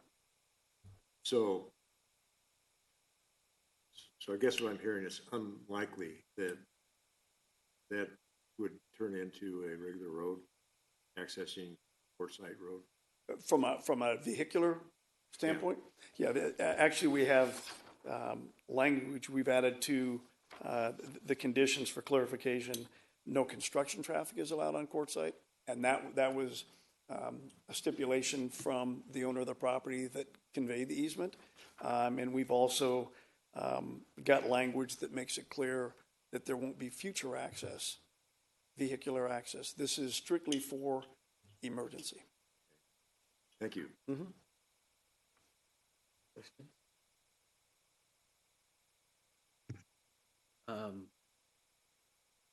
Guess we can talk about traffic now if you'd like to bring up your. Yeah, if staff or a traffic consultant wouldn't mind just addressing some of the issues that were raised primarily by Cheryl and in some of the written comment, I'd appreciate it. Thanks. Good afternoon. Stephanie Holloway with the Department of Public Works. I'm a senior civil engineer in our Public Works Department. So yeah, happy to talk to you about traffic. I did my best to write down everything I think predominantly that was brought up specifically by Cheryl. I did want to open and basically acknowledge the fact that we did receive, your commission received a letter, extensive letter on some traffic concerns at about 4:30 yesterday afternoon. So we have had a chance to go through that letter specifically and, you know, kind of work through some of the concerns, and that was echoed in many of Cheryl's comments that you heard today. At this point, we are, you know, working through those comments, and we'll provide a detailed response to those concerns as we move forward to the board. So, but we have gone through that, and so I'm happy to kind of address some of those issues. The first comment that was brought up specifically was a concern that, and it's been brought up over and over as we do these public workshops for our transportation circulation element update, a concern over the fact that no traffic study has been provided. And I guess I am a little bit confused over that statement just because the, you know, the traffic study that was prepared for the White Hawk 1 and 2 development is provided in the EIR. There has been a traffic analysis provided from our traffic consultant, Fair and Peers, for the Granite Bay Community Plan update that we have been working with the community on workshops and providing results for. There is no per se study associated with that, with the Granite Bay Community Plan update at this point. So there's no document to provide. We have done a technical analysis. That technical analysis is reflected in the White Hawk study as well. So same cumulative. So it goes to your question about the cumulative impacts. As far as traffic is concerned, all the projects that have been proposed or are pending, recently approved, have been included in the modeling effort. So the baseline land use numbers that we put into the model, those have been included and are reflected in the cumulative output or the cumulative findings of this study, as well as the Granite Bay Community Plan effort. So little misnomer there that there is a study there that the county has and hasn't provided. The study is really reflective in the private development projects here today. So I think that was the first comment I wanted to address, as well as your question about the cumulative impact. As far as the comment on the capital improvement program or our CIP being inadequate, I can assure you that our current fund is not in the rears, as was stated. There is a project that was completed. The Auburn Folsom Widening Project was completed a number of years ago. There is some funding and loan agreements associated with that, as well as some reimbursements from our partner in the Sparta program. So there is some money that is sort of shifting around as a result of that program. Money that we've also collected from other entities, such as the state, through different programs. So, a detailed accounting of that we will provide as a part of the response to the board. But I can assure you that that program is not in the rears. As far as the level of service policy in the errata, Chris covered it very well. We uncovered an error in that methodology within this project. The intersections of Douglas Boulevard, Sierra College Renaissance Creek, and Sierra College Eureka in this document were analyzed based on the City of Roseville's methodology. Different from the Granite Bay methodology. We did go back and realize this error. Those intersections are entirely within the county. And so we went back and reanalyzed those. That's part of the errata. We did find that there wasn't a significant change in the findings, and so that error has been corrected as part of the errata. So those were the main concepts that I think I grasped. Unless you have any other questions. I have a question. Yeah. I was noticing that there's a portion of the road, I guess, leading up to Sierra College that's going to become a 6-lane. Yes. So does that rest totally on this development, or is that just there'd be a fee that they'll have to pay to either pay a proportionate share, or how does that work? Yes. So the portion of Douglas Boulevard that you're talking about is between Sierra College and the next signal to the east, which is Cavett-Stallman South. That segment of roadway was identified a number of years ago through the community plan effort to need to go to 6 lanes. So that's the only piece of Douglas Boulevard that we have identified the need for a 6-lane facility. We have a project in our capital improvement program that does collect fair share funding from future development. It just so happens that the second of the 2 White Hawk developments triggers the need. So we get beyond the level of service policy, triggers the need for mitigation. And as a result of that, there's been a condition included in the packet for construction of that. Because it's in our CIP program, the project is eligible for fee credit against traffic mitigation fees that they would pay, and potentially even reimbursement if the construction amount is more than their fees. Okay, so it's the responsibility of this developer to do that? It is a condition of approval, yes, for the second of the 2 developments to build that 6-lane facility.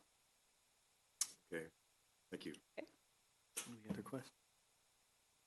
Okay, thank you Great. very much. You're welcome.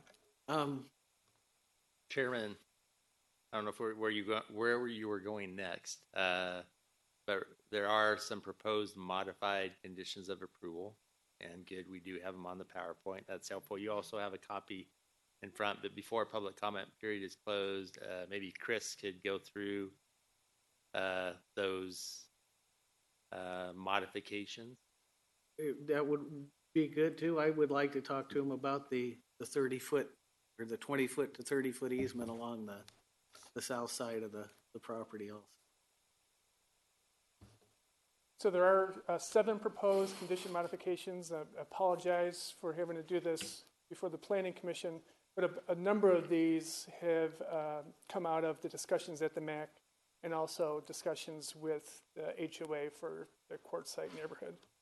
So just on condition number 4, we're adding a note, number C, add a note to revise the fencing sheet of the landscape plans to reflect a 6-foot good neighbor fence along the rear of lots 1 through 4.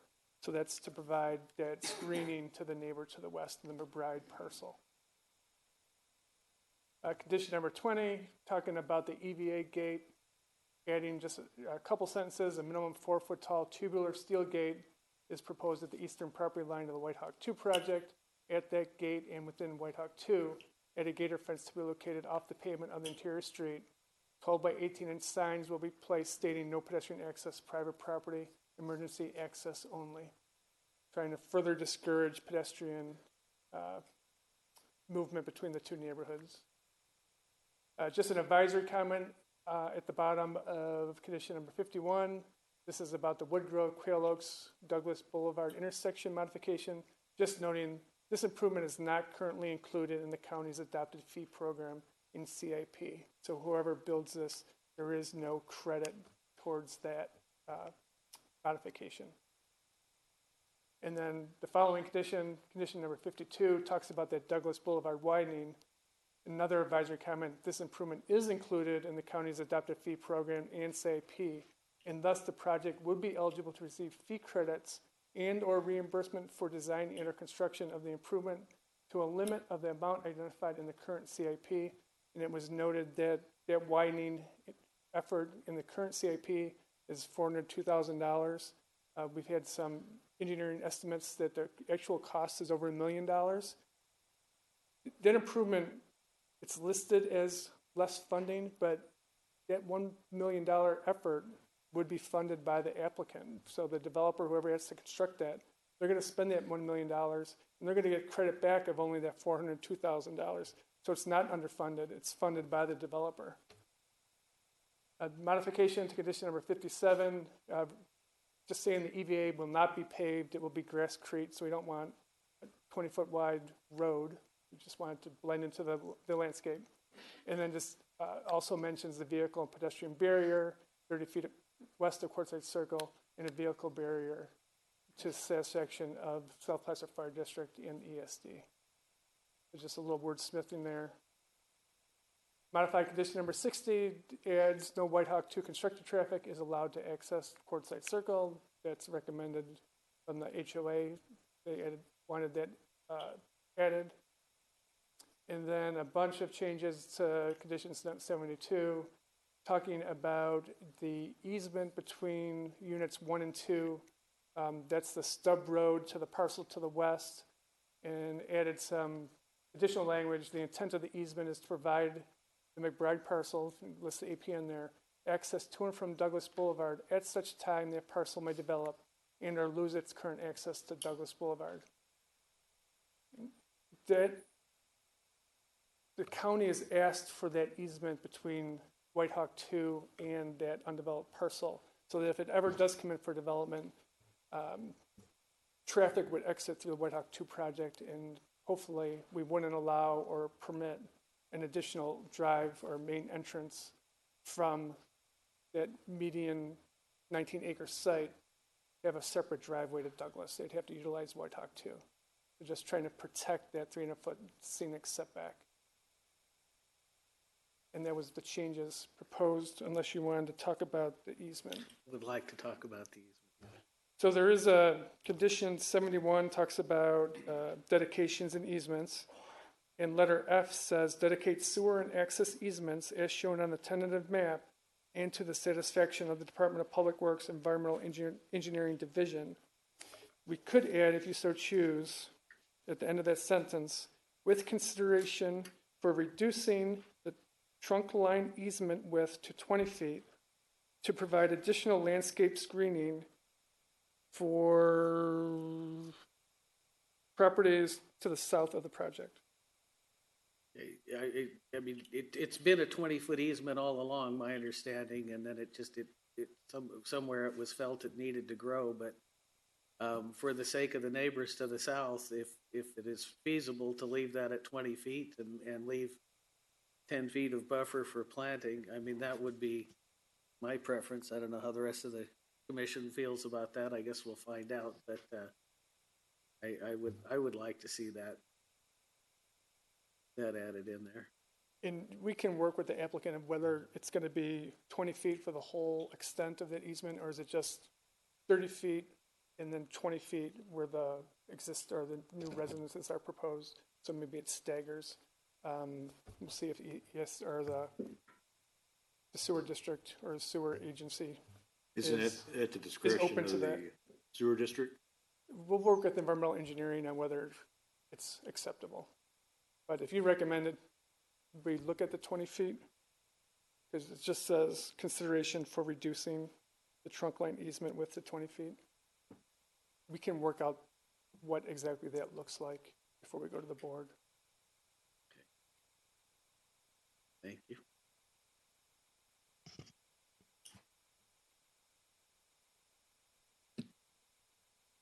Chair, if I may, these modified conditions of approval, just in terms of the way that the sequencing of how they came up, since those were provided after public comment, I would suggest reopening public comment if people would like to then comment on those modified conditions before you bring it back to the commission for a decision. Okay, I don't know that I ever officially closed public comment, so if there's anybody who would like to make comment on these modified conditions, I don't know that we want to open the door to everything else, but as far as the conditions as modified. So I would like to respond to Stephanie's comment. I definitely would like the analysis for Dutch Brothers, Stone Point, Abad, Stone Point Senior Center to be included in any type of document that's going to go forward to the board, because those, again, as I stated before, those are, we keep making them up as we go along and adding intersections and changing the significant impact by changing the data, and I don't think that's acceptable. Also, in terms of the EVA, what was stated was that, oh, that's a done deal. I would like to remind people that the park, which has a similar EVA access, is still in multiple litigation. So I think that I would use caution in just taking the applicant's word that it's not a problem, because it has not been resolved yet. So I would like to say that just because conversations have been going on and people have been trying to work with the developer to try and get the best, which we thought was 38 lots potentially.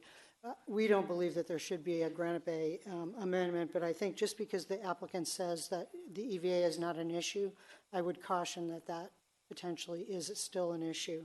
And then in terms of the landscaping, that you can't landscape a sewer line. It has to be open for access. So to pretend that we're going to put some 2-foot shrubs there is not respecting the immediately adjacent and contiguous parcels to that. And so we have parcels, 2 of them on Quartzsite, and then I'd also like to state that those owners were not notified until after the comments, so they haven't had an opportunity to provide any feedback to the EIR either. So it sounds like the multiple modified conditions, to have to respond to those within a minute, it doesn't seem appropriate, first of all. And then secondly, to state that we had all these traffic concerns were just magically mitigated from 4:30 yesterday till today doesn't seem reasonable either. But thank you for the opportunity. Thank you. Anyone else?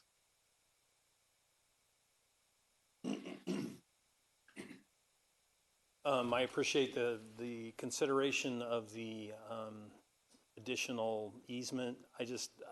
It sounds good. I just would like some stronger language in there. Right now, we'll consider and we'll think, and there is no barrier other than the fence behind the 2 individual houses. So when I look out my garage, I'm staring at someone's fence in their backyard.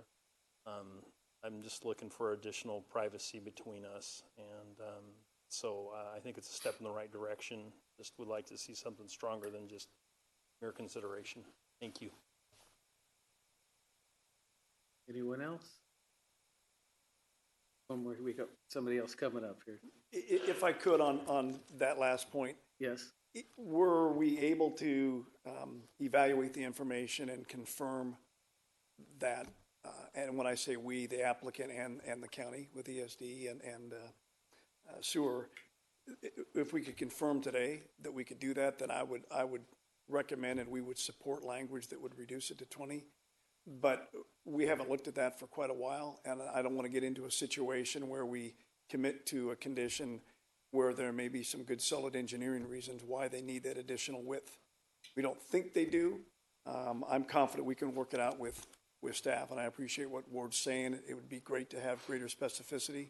I just think it might not be prudent to try to do that here without the engineers sitting down and taking a closer look. Did we have provisions there for a solid wood fence on that portion? Yes, we do. That is a good neighbor fence there as well, in consideration of the privacy issue.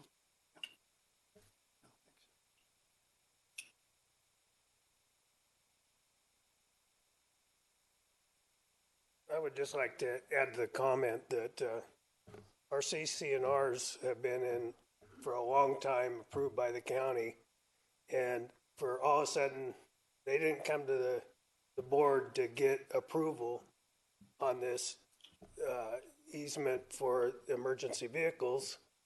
And so that's just like throwing our CC&Rs out the window. And the other thing is, you start looking at all the traffic that's going on now in Granite Bay, and 2 times in the morning and the evening, everybody's going to be exiting, 110 cars turning left or right. That's going to make quite a bigger impact on the traffic zoning. And then once they get 1, 2, and then they build 3, the multiplication just gets astronomical. Thanks. Is there anybody else? Seeing none at this point, I guess we will officially close the public comment portion and bring it back to the. Mr. Cook, have anything more to share with us?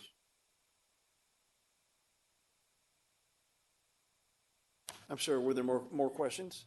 I think we were seeing if they had any other comments you would like to make. No, I don't want to get into a debate on the emergency vehicle access. I think the staff report and Chris's presentation and my comments earlier, I think address that. We understand, the misconception and the frustration there. It's a public road that's privately maintained, and we're not going to make a determination as to whether the conveyance of that by an individual property owner was some violation based on somebody's interpretation of the CC&Rs. So, but I might ask, we went through several modifications on the conditions, right? And I guess you're aware of all those. And yeah, as a matter of fact, we worked closely with staff scrambling to try to get those done, so we didn't have to do this today, but it didn't quite work out that way. But a lot of those have to do with the conversations that I had with a representative of the HOA, an officer of their board, who met with me Monday, and we went through. I'm talking about like the widening of the road and all the other conditions. Oh, all of these have been. I'm sorry, I misunderstood. Yeah, all of them. Yeah. Yeah. No, we are in agreement. It took a while to get there with some wordsmithing, but I think we're all of the same understanding now with staff in regard to the intent and what it is the conditions are addressing. So we're fine with that. Okay, thank you. Any other questions, comments, discussion? Discussion for staff. And for staff. Stephanie, you said there were comments we can't respond to, and we're being asked to certify the EIR, and if we don't have responses to those questions, I personally find it hard to certify or recommend certification on the EIR. I realize some of the new projects that were discussed probably were not in place during the NOP, and therefore I know under CEQA you don't have to review those projects as part of, the traffic impacts. But what are the other questions that you can't respond to today? And then from staff standpoint, or what's your recommendation if we don't have all the responses to comments? What's the recommendation? So I'll look to Clayton maybe to answer the question about the comments. Sure. Briefly on the comments, there is a comment period after the draft EIR, but before the final EIR is provided, which comments are supposed to be provided. Any comments that are provided after that, it sounds like that may be the comments that are what Stephanie's talking about. Any of those, there's no duty to respond to those, but certainly if we get them in enough time beforehand, we do make an effort to respond to them. But if they would have been provided today, there would be no obligation on behalf of the county to respond to those because they're outside of the comment period for the EIR. And then as far as the, the list of projects that Cheryl brought up, we did actually confirm this morning that all of the projects that she brought up were included in the base land use for the traffic modeling. So the results of the cumulative traffic modeling do include those projects. I will say that there's one project in particular that she brought up, the storage facility in the Dutch Brothers. That specific project did come in after the NOP period for this project. We did include land use, though, however, that would be consistent with the zoning for that property. Can I answer all your questions? Were there any other issues raised? I'm happy to go through any of those questions. Like I said, we have had a chance to look through the letter that we got actually from a constituent named Shannon Quinn with many of the traffic questions. I'm prepared if you have questions specifically on that to kind of go through that today, but I don't have a written response. We do feel like they have adequately been addressed in the EIR, and no findings would be subject to change as a result of the comments. Okay. Comment? Anything else? Well, I guess I'd just like to say that as far as the EVA is concerned, to me it seems like it's adequately conditioned in the conditions. And so the concerns in the future, it's not up to the HOA to decide that they're going to open the gate up. If the gate gets opened up, then the conditions, and it comes back to the county, and it becomes a problem that the HOA and the subdivision have to deal with. So I guess my opinion is that the EVA is adequately covered. Well, it was said that one of the officers from the South Placer Fire did show up at the MAC and confirm that they just never use their EVAs. He's been there for a number of years, and experience says they're there for a worst case scenario that to this date just hasn't occurred in any places they've existed. I would add to that, I know there was a concern expressed about having to maintain a road to accommodate that fire equipment. The roads on Quartzsite need to be maintained to accommodate fire equipment for the residents of Quartzsite. So nothing changes there, except that there is an emergency access that most likely will never be used. So I see that. So that's I think we're in agreement there. Yeah, I do want to add though that I think even though probably in our area we haven't seen a lot of use of EVAs, just ask people in Paradise, and so I think they are a critical element for subdivisions. Yeah.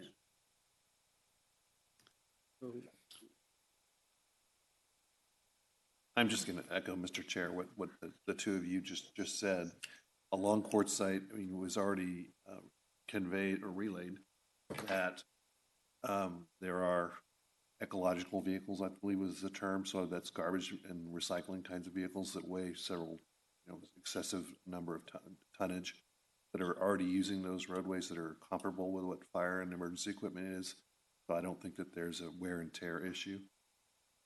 And I do think that the emergency access roads do serve a very viable function, especially in light of the recent wildfires across California, and in response to property that I have down in Santa Cruz County and that came dangerously close, that did have an emergency access road to it that was able to be utilized, that really stopped the fire from continuing any further. So I would just like to make those points for the record. Thank you, gentlemen. Yeah. We'll bring it back to. Okay. I'm going to make a recommendation that we certify, I'm going to move to that, certify the White Hawk 1 and 2 projects' final environmental impact report in erratum prepared pursuant to the California Environmental Quality Act, adopt the Mitigation Monitoring Report Program supported by and incorporating by reference in its entirety the findings of fact, including as attached H of the staff report packet. Second. Motion second. Roll call, please. I have a first by Mr. Nader, a second by Mr. Johnson. Mr. Cannon. Yes. Mr. Herzog? I'm sorry, Mr. Johnson? Yes. Mr. Nader? Yes. Mr. Hauge? Yes. And Mr. Moss? Yes. Okay, further recommend, move, we adopt a resolution to amend the Granite Bay Community Plan land use diagram as shown in attachment B of the staff report packet. Would also, with that motion, recommend that the motion include and supported the findings contained in the staff report. So moved. Second. A motion and a second. Roll call, please, Kara. I have a first by Mr. Nader, a second by Mr. Johnson. Mr. Cannon? Yes. Mr. Johnson? Yes. Mr. Nader? Yes. Mr. Hauge? Yes. And Mr. Moss? Yes. We further move that we recommend adopt an ordinance to rezone the White Hawk 2 project site. Do I need to put the APMs in there? Do I need to say that? No. You can reference as indicated in the staff report. Okay, the appropriate assessor parcel numbers from RA-B-100 to RA-B-20, PD 1.75, and O for open space, as shown in attachment E of the staff report packet. So I have to say findings. Yes, I think all these are and supported by the findings contained in the staff report. Thank you. Motion, do we have a second? Second. Roll call, please, Kara. First by Mr. Nader, second by Mr. Johnson. Mr. Cannon? Yes. Mr. Johnson? Yes. Mr. Nader? Yes. Mr. Hauge? Yes. And Mr. Moss? Yes. I'll further move that we recommend approval of the White Hawk 2 vesting tentative subdivision map with the findings. With that one, I believe there are some proposed recommended modified conditions That of would come in approval. on this. I don't know if the motion would include those or not. Yes, it would. Is there some language I need to give it? Just to indicate that it would include the proposed modified conditions of approval. So moved. Second. Have a motion, a second. Roll call, please. I have a first by Mr. Nader, a second by Mr. Johnson. Mr. Cannon? Yes. Mr. Johnson? Yes. Mr. Nader? Yes. Mr. Hauge? Yes. And Mr. Moss? Yes. Okay, this is more painful than the last item we worked on. So I'm going to continue to move that we recommend approve the variance to the lot coverage, allowing up to 50% coverage for single-story residents, where 30 to 40% is normal and allowed and supported by the fine. Have a second? Second. Roll call, please, Kara. You guys are making it easy. I have a first by Mr. Nader, a second by Mr. Johnson. Mr. Cannon? Yes. Mr. Johnson? Yes. Mr. Nader? Yes. Mr. Hauge? Yes. And Mr. Moss? Yes. I'm assuming this is where we need to bring the modification. I The think we already conditions. did. Already. Did we already do it? Okay, all right. All right, I'll continue to move that we recommend approve the condition use permit for the White Hawk 2 planned residential development and supported by findings. Have a second? Second. Oh. You can do it. Break things up a little here. Roll call, please. All right, I have a first by Mr. Nader and a second by Mr. Cannon. Mr. Cannon. Yes. Mr. Johnson? Yes. Mr. Nader? Yes. Mr. Hauge? Yes. And Mr. Moss? Yes. I think with that, we're done. ready to adjourn the meeting, and we'll see y'all on I think the. there's another item. Oh, another item. Third that's item. right. Third item. Through a very thin here.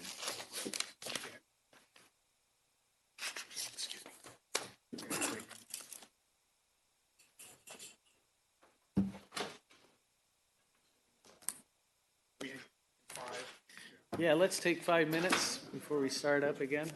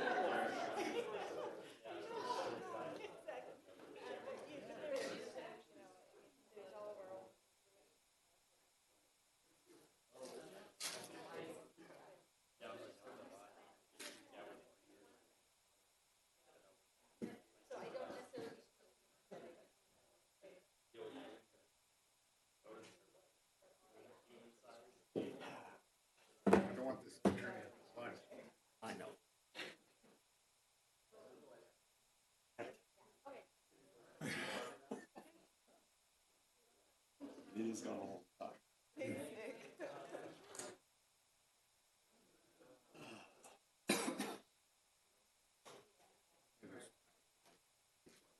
Yeah, I actually reading.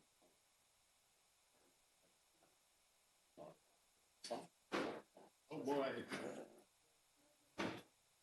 EJ assured. What's that?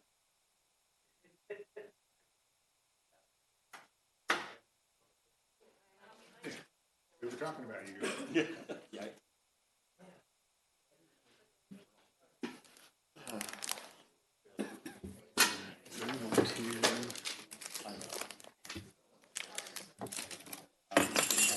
And I started packing things up here. Yeah, the operation of this is part of my pay grade. I know.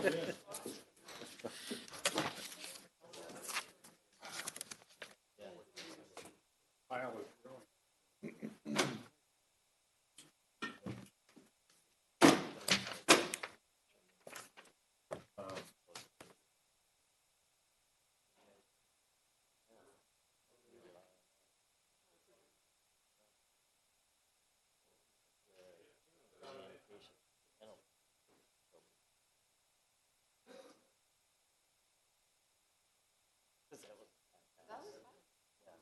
That's right, that was one of the first ones.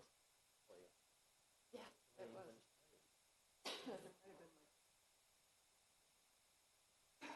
Hey, got an armful there. I know Lee and I got all the ducks.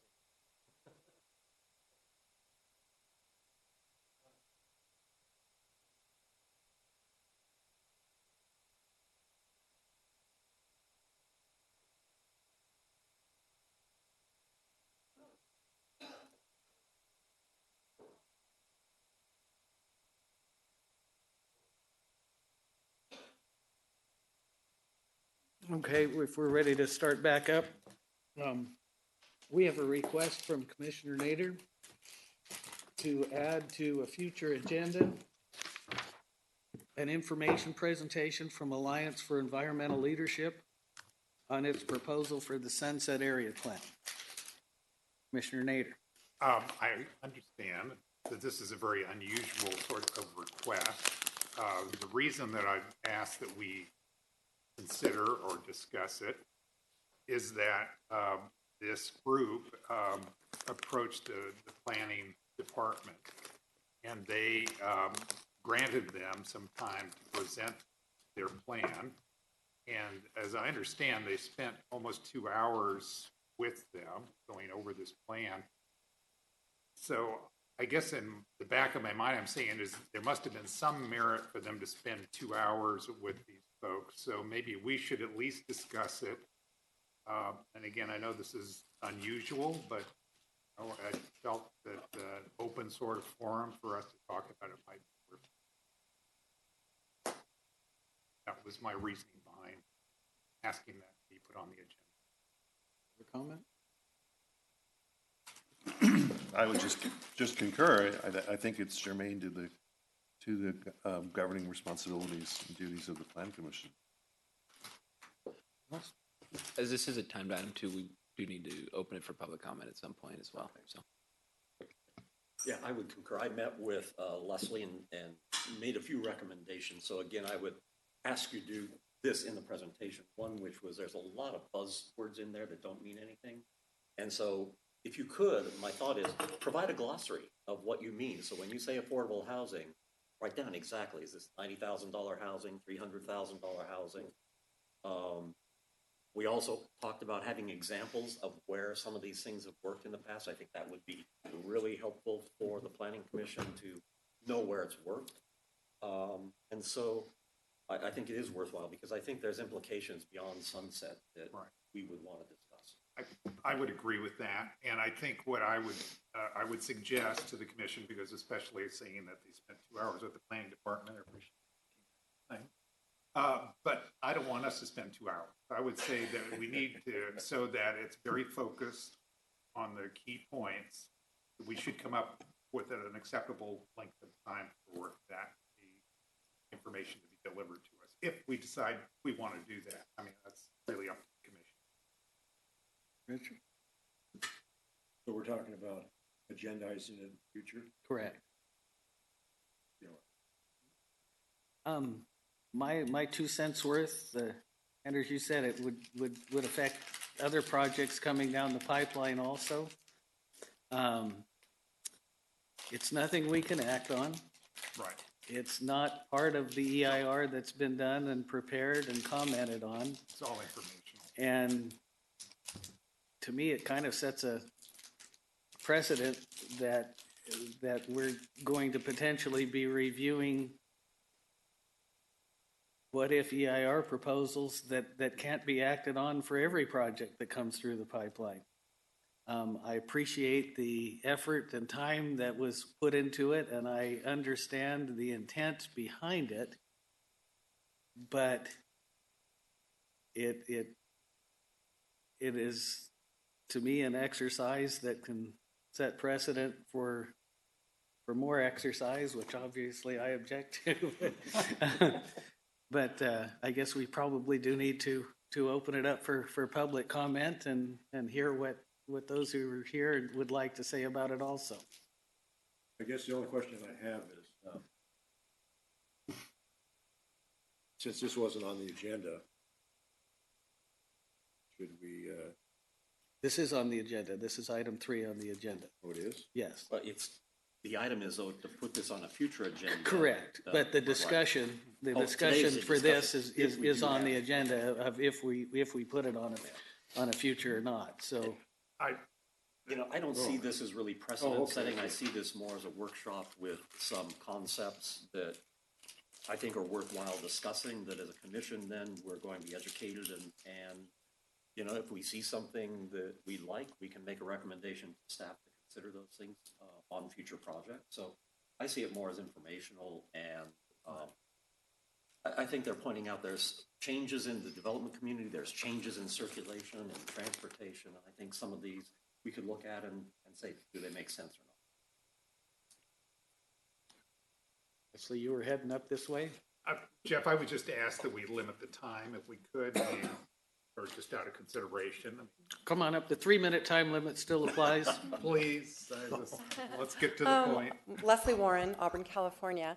What Commissioner Nader's proposed by way of what the purpose is and the fact that it is a workshop setting. I mean, we're not asking for any conclusion from the commission. We submitted the Citizen Initiated Smart Growth Plan for the Sunset area to the planning consultant as a comment on the EIR because it's environmentally superior to both the plan and the alternatives that were proposed. In fact, the alternatives, we don't really view them as alternative because they still have significant environmental impacts.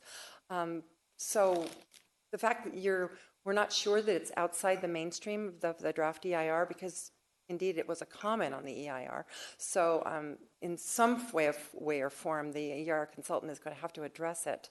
But just for the purposes of the commission seeing what's happening in the development community, different from what Placer County is usually pursued, I think it would be interesting for you and perhaps beneficial as you do review projects that come to you in the future. And we'd be happy to conform to any time constraint within reason, and any other constraints you'd like to put on it. But we'd really like to have the opportunity to share something which, I just think bodes well for the future of Placer County development. Well, you told me 15 minutes last time. You want to hold to that? Oh, how about give us 20? We could do that. Yeah, we'll talk very fast. Well, I want to make sure it's effective. Yeah. Let's not waste your time or ours either. Well, we've met with Anders, and he had a good suggestion that we not just present the plan in isolation from the Sunset Area Plan. We do kind of a comparison of a few items about what would be gained, what would be lost, so that this thing doesn't look like it's a spaceship coming in from Mars. You could see how it works in the context of the Sunset Area Plan objectives. So we can definitely do it within 15 to 20 minutes. And if you want more, just let us carry on. We can do more too. And the staff was very engaged and interested in it, and we've had follow-up with staff. So, you know, the plan has depth and innovation that I think would be interesting to you. Thank you. And Jeffrey promised if someone requested on the commission that he'd say thumbs up. You did. I said I would agree to hear it if somebody requested on that. I never promise how I'll vote before a meeting on anything.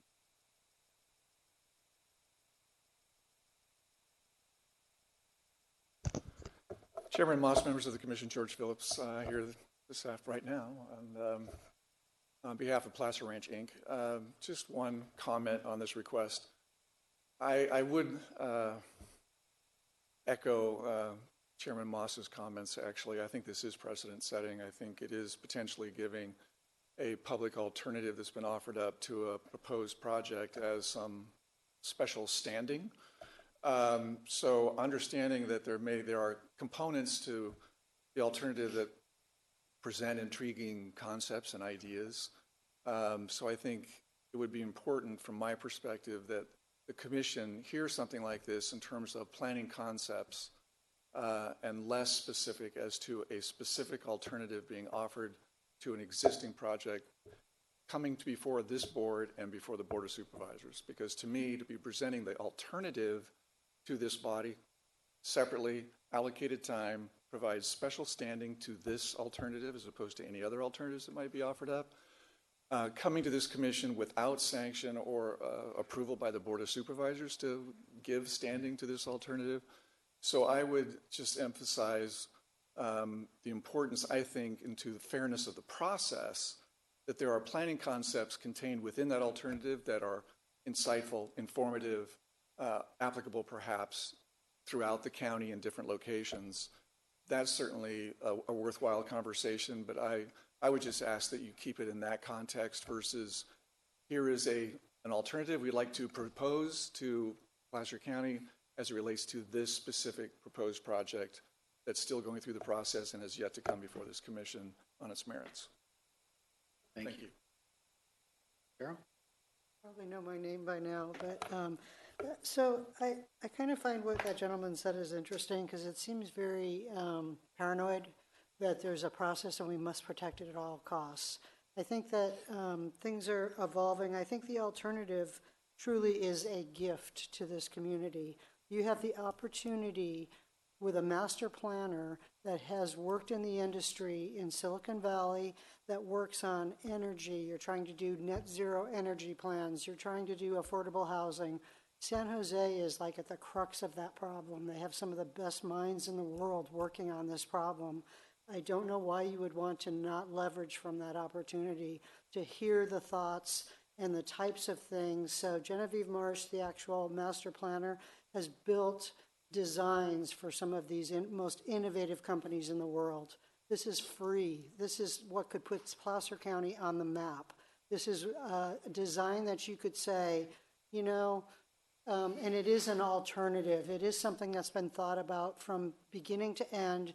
The alternatives were analyzed and parts were kept and parts were said, you know, rather than take a collection of components, let's look at what we can do, knowing that we have all this previous knowledge and current knowledge for the types of projects she works with. She works with leaders in the industry in each of these areas. She's done, I think, a really good job on this. And to say that that this type of activity isn't sanctioned, maybe just like with the community plans, maybe it's okay to say, when do you introduce change? Do things in the same process have to be the same for the next 50 years? I would hope that when we have an opportunity to say, Placer County was the first to do this. They went out, and to your comments on the examples, we actually have a chance to say Placer County is award-winning in the United States in this activity. Why would we not want to do that? So, thank you.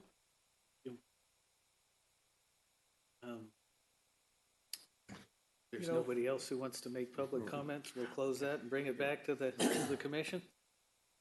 I can appreciate where George is coming from. I mean, this project is has quite a ways down the road to start throwing this sort of thing into it. But I really felt that, again, there's merit to this because what I was kind of hearing from staff about it. So, and I absolutely agree with Anders that I really believe this is something that we can use as a learning opportunity for us for future projects. And it's something that, as you said, we can encourage staff to be in consideration of future projects and using this as sort of a model, an example of things that might be, that we should incorporate into things in the future. So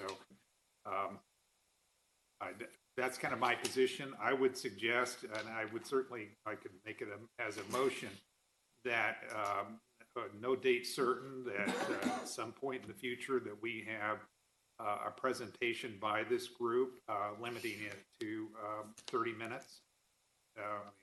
At our discretion, we could at the time. We've doubled it now, huh? Okay, I'll give her 30 minutes. All right. And that I can throw that out for at least discussion. Well, I agree that when we're considering the proposal, that if another alternative is going to come into it, then I think staff ought to put the alternative in there and present it to us with the rest of the alternative. So, if we're talking about concepts, that's one thing. But if we're going to talk about an alternative to modify an ongoing proposal that eventually is going to come to us, I think that kind of skews the chart quite a bit. And, if staff wants to add an alternative to what they've done so far, that's fine. But for us to consider an alternative without really having it presented to us in the context of all the other alternatives would be wrong. That is precedent set. Chairman and Commissioners, if I could respond to staff has been brought up a few times there.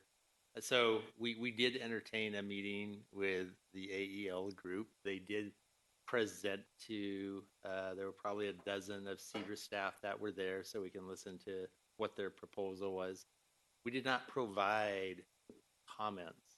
They had asked us to provide comments, and the reason we didn't provide comments is because they submitted comments on the draft EIR, which included this proposal. So we're going through that draft EIR response process right now, responding to that. So I just want to clarify that we were there to listen, see what was proposed. We did not speak to whether or not there was merit to their proposal. But anyway, so it's made its way to your commission to request that they have that on one of your agendas. When they do that, of course, that would be an information item if that's what you chose to do. You should also know that there is no official application as part of this. This is not a project. This is not something where property owners have signed off for someone to pursue something on their property. So I just wanted to add those thoughts as you have your discussion. And then, when you get to whether or not it's a date certain or not, or what the time frame is, whatever that is, I'd be interested to hear what is decided. So are you thinking that it could be in the context of the Sunset Industrial Plan, or are you thinking just as concept? This is a proposal on land out in the Sunset area. What I'm saying is what they're going to present, I anticipate, is what their comment was on the draft EIR for the Sunset Plaza Ranch EIR. So I guess then, I guess what I need to have cleared up is probably council that's going to clear it up for me. And if we say yay and I have a presentation with the public present, then are we in conflict with anything?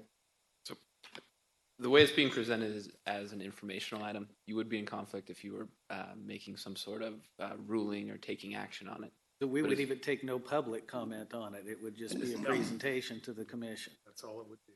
Well, when it is listed, I think there is a requirement that you have to allow public comment on it. but there wouldn't be any action being taken from the commission on it. So you would be hearing the informational item, which I think is important to note. This is not currently an alternative to the draft EIR. I think that decision is still being made or evaluated. So you would be listening to the presentation on it, and then the public would have to be allowed to comment on it because it would be an item on the agenda. But then there wouldn't be any action being taken from the commission on it. So, Okay. I don't know if that helps. Okay, thank you. If I can, I was just going, thank you, County Council was basically provided the abridged version of what I was concluding on my own. So as long as it's informational and is not precedent setting and there is no action taken, then I am fine with hearing the item. I guess my 2 cents worth, if it was presented as an educational item as to, for future EIRs, here's some things you might wish to consider, and we're using this last project as purely an example for reference as to how to consider things, there, then I would be, I guess, less opposed to giving it some time on an agenda. That would be my intent. So do we have a motion, I guess, then, or? Do I need to clarify that anymore? That it's Make it crystal clear. Well, I would just affirm that it is an informational item. I'm not requesting any action be taken at that. Is that the motion? Well, I sort of made a motion earlier. I was just kind of clarifying that. Do I need to clarify that anymore? Is there a time frame? You mentioned time frame. I didn't say also open date or just date certain. Just open date. Open date and then time frame. Did you want to leave that open I as well? said 30 minutes. Just leave that up to the rest of the commission if that's acceptable. 30-minute presentation, I think, is more than adequate. Now, the commission may discuss a little bit longer, but, at least for the presentation, 30-minute, 20-minute presentations, then people go to sleep. So 30 should be good. And again, I would confirm that to me, this is presenting concepts that may or may not be useful in projects, especially if they're concepts that they can demonstrate that have been successful elsewhere. So we have examples, I think would be useful to us. But definitely not that this is being presented as an alternative to something. All right. And I would second. We have a motion and a second. Roll call, please. I have a first by Mr. Nader and a second by Mr. Hauge. Mr. Cannon? Yes. Mr. Johnson? Yes. Mr. Nader? Yes. Mr. Hauge? Yes. Mr. Moss? A reluctant yes. Reluctant. And with that, meeting adjourned.